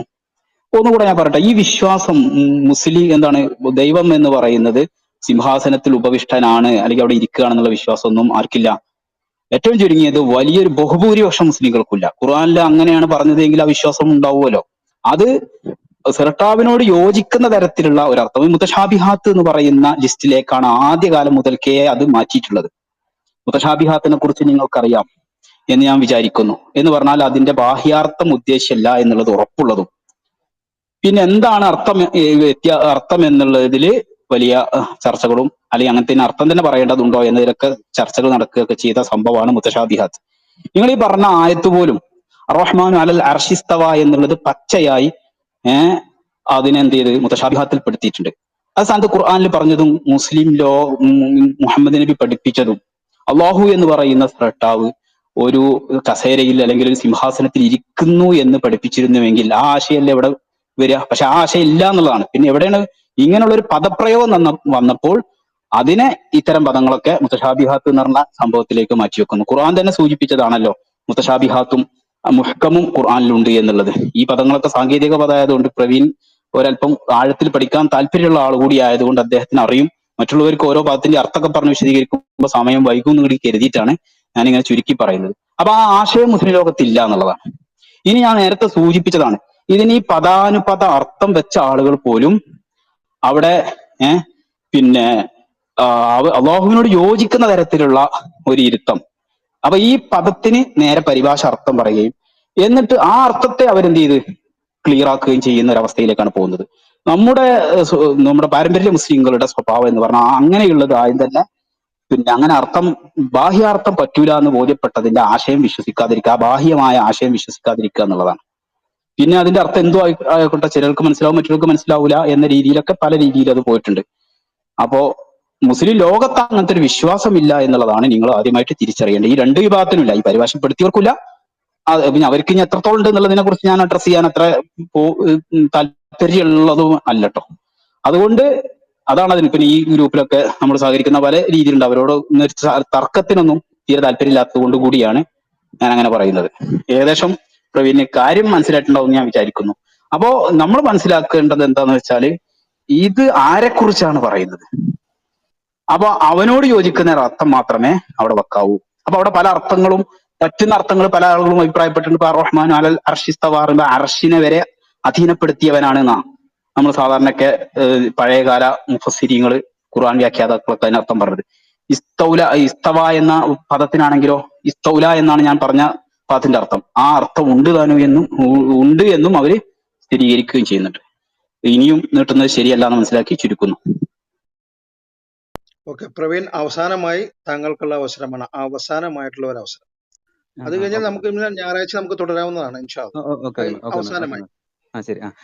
ഉസ്താദ്, അതിനകത്തൊരു പ്രശ്നം ഞാൻ ആദ്യം പറഞ്ഞത് തന്നെയാണ്. അപ്പൊ നമ്മളത് അംഗീകരിച്ച് മുന്നോട്ട് പോയിട്ടുണ്ടെങ്കിൽ, ദൈവമാണ് കൊടുത്തതെന്ന് അംഗീകരിച്ച് മുന്നോട്ട് പോയിട്ടുണ്ടെങ്കിൽ പിന്നെ എനിക്ക് അതിനകത്ത് വാദമില്ല, പിന്നെ എനിക്ക് വാദിക്കാൻ പറ്റില്ല. അതിനകത്ത് പ്രശ്നം പറഞ്ഞാൽ നമ്മൾ എല്ലാം സൃഷ്ടിക്കുന്നതിന് മുമ്പ്, അതായത് ഈ സൃഷ്ടികർമ്മത്തിന് സമയത്തുണ്ടല്ലോ, അപ്പോഴാണ് ഈ അർശിലിരുന്നിട്ട് ഇത് ഉണ്ടാക്കുന്നതെന്നാണ്. അപ്പം അത് നിലനിൽക്കാൻ ഒരു സ്പേസ് വേണ്ടി വരില്ല. അത് അവിടെയൊക്കെയാണ് ഈ പ്രശ്നം വരുന്നത്. ഇപ്പം ഇരുന്നോ എന്നുള്ളത് ഇതിനകത്ത് കൊടുത്തേക്കണതിന് ഇപ്പൊ ചിലപ്പം ഭാഷാപരമായ മിസ്റ്റേക്ക് ആയിരിക്കും, അല്ലെങ്കിൽ അങ്ങനെ വിശ്വസിക്കുന്നില്ലെങ്കിൽ കൂടെ അപ്പം അവിടെ ഒരു തുടക്കം ഉണ്ടാകുന്നതിന് മുമ്പ് പിന്നെ അവിടെ വേറൊരു സാധനം ഉണ്ടായിരുന്നു. അപ്പൊ അത് നിലനിൽക്കാൻ ഒരു സ്പേസ് ഉണ്ടായിരുന്നു, അത് താങ്ങി നിൽക്കുന്ന മലക്കുകളുണ്ട്. അപ്പൊ അങ്ങനെ ലോകമുണ്ട്.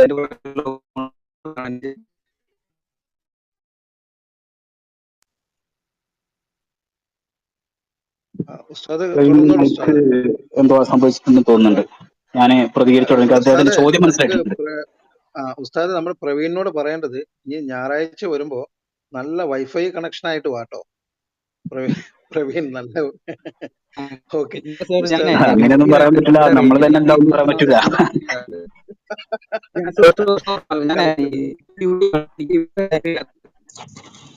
പ്രവീണ് പറഞ്ഞത് എനിക്ക് അതിന്റെ എങ്ങോട്ട് പോകുന്നത് എനിക്ക് മനസ്സിലായിട്ടുണ്ട്. അപ്പൊ ആ നിലക്ക് ഞാൻ പ്രതികരിക്കണമെങ്കിൽ പ്രതികരിക്കാം. പ്രവീൺ പറഞ്ഞത് പൂർണ്ണമായിട്ട് കേൾക്കാനുള്ള ഒരു ഇത് കിട്ടിയിട്ടില്ല. പ്രവീൺ, ലാസ്റ്റ് ഭാഗം ഒന്ന് പറഞ്ഞു എടുക്കണോ? അല്ല, ഞാൻ പറഞ്ഞോളാം. ഞാൻ പറഞ്ഞത് മറുപടി ആവുന്നില്ലെങ്കിൽ പിന്നെ അവസരം ഉണ്ടെങ്കിൽ അദ്ദേഹത്തിന് കൊടുക്കാം. ഞാൻ ഒരു വിഷയം മാത്രമാണ് ഇവിടെ കൈകാര്യം ചെയ്തത്. അഥവാ റഹ്മാനു അലൽ അർഷിസ്തവ പോലെയുള്ള അവിടെ റഹ്മാനായ സൃഷ്ടാവ് അർഷ് എന്ന് പറയുന്ന ആ സിംഹാസനത്തിൽ ഉപവിഷ്ടനാണ് എന്ന് പറയുന്ന ചോദ്യം. അദ്ദേഹത്തിന്റെ ചോദ്യം, റഹ്മാനായ അതെ അർഷ് എന്ന് പറയുമ്പം അവിടെ ഒരു സ്പേസ് ഉണ്ടാവേണ്ടേ? അല്ലേ അതന്നെ ഞാൻ പറയുന്നത്. ഞാൻ പറഞ്ഞു അതെങ്ങനെ തരട്ടെ. ഉണ്ടായെന്നാണ് ചോദിച്ചത്. ചോദ്യം അതാ ഞാൻ പറയുന്നത് എന്താ നിങ്ങൾക്ക്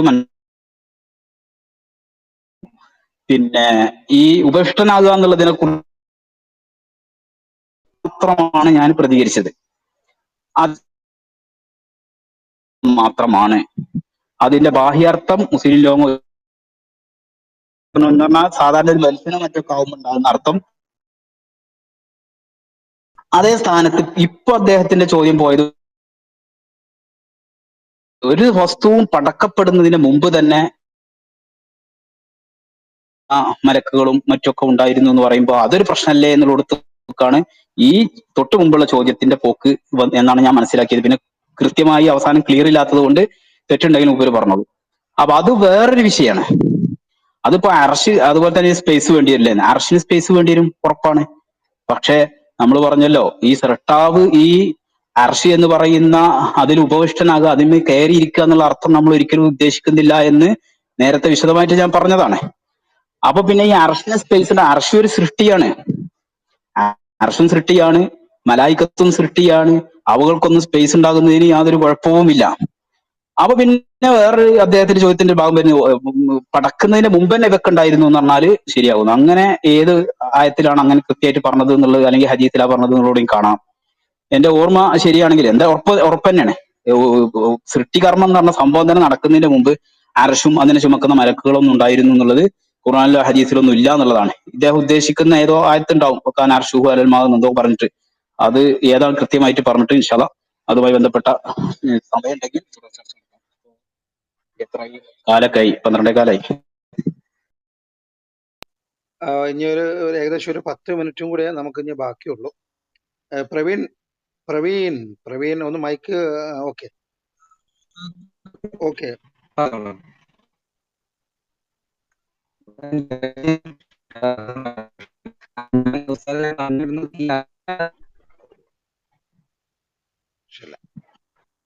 പ്രവീണിന്റെ സൗണ്ട് തീരെ അപ്പൊ ക്ലിയർ ഞാൻ ഞായറാഴ്ച ഇല്ലല്ലോ. സംസാരിക്കാം. കിട്ടണല്ലോ. ഓക്കെ ഞായറാഴ്ച ഇൻഷാ അല്ലാഹ് നമുക്ക് വീണ്ടും പ്രവീണിലേക്ക് നമുക്ക് വീണ്ടും ഞായറാഴ്ച വരാമെന്നാണ്. ജമാൽ ഉസ്താദ് ഞായറാഴ്ച മറക്കരുത് കേട്ടോ. സമയം വൈകുന്നേരത്തേക്ക് ആക്കി. രാവിലെ വളരെ നമ്മളെ ആ ടൈം നമ്മളെ ക്ലബ് ഹൗസ് രാഷണാലില് ഉള്ള ടൈം കൂടിയാണ്. ഇൻഷാ അല്ലാഹ് നോക്കട്ടെ. പക്ഷെ രണ്ടോടെ ഞായറാഴ്ച പ്രോഗ്രാം ഉണ്ടോ എന്ന് എനിക്ക് അറിയില്ല, റാഷണലിൽ ഉണ്ടോ വെച്ചിട്ടുണ്ടോ എന്ന് എനിക്ക് അറിയില്ല. ഓക്കെ, എന്തായാലും ശരി. നമ്മുടെ ഈ പരിപാടി അല്ലെങ്കിൽ നമുക്ക് എൻഡിങ്ങിലേക്ക് നമ്മൾ എത്തിക്കേണ്ടതുണ്ട്, എന്നാൽ തന്നെ ഇത് കാര്യങ്ങളും നന്നാവുകയുള്ളൂ. അപ്പൊ ഞാൻ സ്വാഭാവികമായും നമ്മുടെ ഈ ഗ്രൂപ്പിന്റെ അല്ലെങ്കിൽ മോഡറേറ്റർ കൂടിയായ ബാബു സാഹിബും വന്നിട്ടുണ്ട്. ബാബു സാഹിബ് ഇപ്പോഴാണ് എത്തിയിട്ടുള്ളത്. ജമാൽ ഉസ്താദ്, ഞാൻ നൂർ ഫൈസി ഉസ്താദിനെ ഞാൻ കൊടുക്കുകയാണ് കേട്ടോ മൈക്ക്. നൂർ ഫൈസി ഉസ്താദ്. അസ്സലാമു അലൈക്കും വറഹ്മത്തുള്ളാഹി. എനിക്കൊന്നും പറയാല്ല. ഞാൻ വളരെ അഭിനന്ദിക്കുകയാണ് ബഹുമാനപ്പെട്ട ജമാലുദ്ദീൻ ഉസ്താദിനെ. അദ്ദേഹം ഒരു അടിത്തറയിൽ നിന്നുകൊണ്ട് ആണ് സംസാരിച്ചിട്ടുള്ളത്. ഒരു താത്വികമായ അവതരണമായിരുന്നു. എന്തെങ്കിലും പറയല്ല. അത് ചോദ്യകർത്താക്കളും അത് മനസ്സിലാക്കണം. ഈ ചില ആളുകൾക്ക് ചോദ്യം എന്താ ചോദിക്കേണ്ടതെന്ന് അറിയില്ല. നമ്മുടെ പ്രവീണൊക്കെ വളരെ മനോഹരമായി ചോദിച്ചിട്ടുണ്ട്. അപ്പോൾ അതിന് ആ അടിത്തറയിൽ നിന്നുകൊണ്ട്, അടിസ്ഥാനത്തിൽ നിന്നുകൊണ്ടുള്ള മറുപടി അങ്ങനെയാണ് വേണ്ടതും. അത് തികച്ചും ബുദ്ധിപരമായ മറുപടിയാണ്. പിന്നെ പ്രവീൺ പറഞ്ഞു ഈ ഇതൊക്കെ സൃഷ്ടിക്കുന്നതിന്റെ മുമ്പ് തന്നെ അർശ് പിന്നെ ഒക്കെ സൃഷ്ടി അങ്ങനെ എവിടെ ഉള്ളതെന്ന് ചോദിച്ചിട്ടുണ്ട് ബഹുമാനപ്പെട്ട ജമാലുദ്ദീൻ ഉസ്താദ്. എവിടെ അങ്ങനെ കണ്ടത്? വിശുദ്ധ ഖുർആനിൽ അങ്ങനെ ഇല്ല. ഏത് സൃഷ്ടികളൊക്കെ സൃഷ്ടിക്കുന്നതിന്റെ മുമ്പ് തന്നെ അർശുണ്ട് എന്നുള്ളത് ഒരിക്കലും വിശുദ്ധ ഖുർആനിലില്ല. അതുപോലെ തന്നെ ഹദീസുകളിലും അങ്ങനെ ഇല്ല എന്ന് തന്നെയാണ് നമ്മളൊക്കെ മനസ്സിലാക്കുന്നത്. അഥവാ പ്രവീൺ അങ്ങനെ കണ്ടിട്ടുണ്ടെങ്കിൽ അത് ഇനി അടുത്ത ഞായറാഴ്ച വരുമ്പോൾ ആ തെളിവുമായി വരും കരുതുന്നു. ഞാൻ എല്ലാവരെയും അഭിനന്ദിക്കുകയാണ്. അസ്സലാമു അലൈക്കും.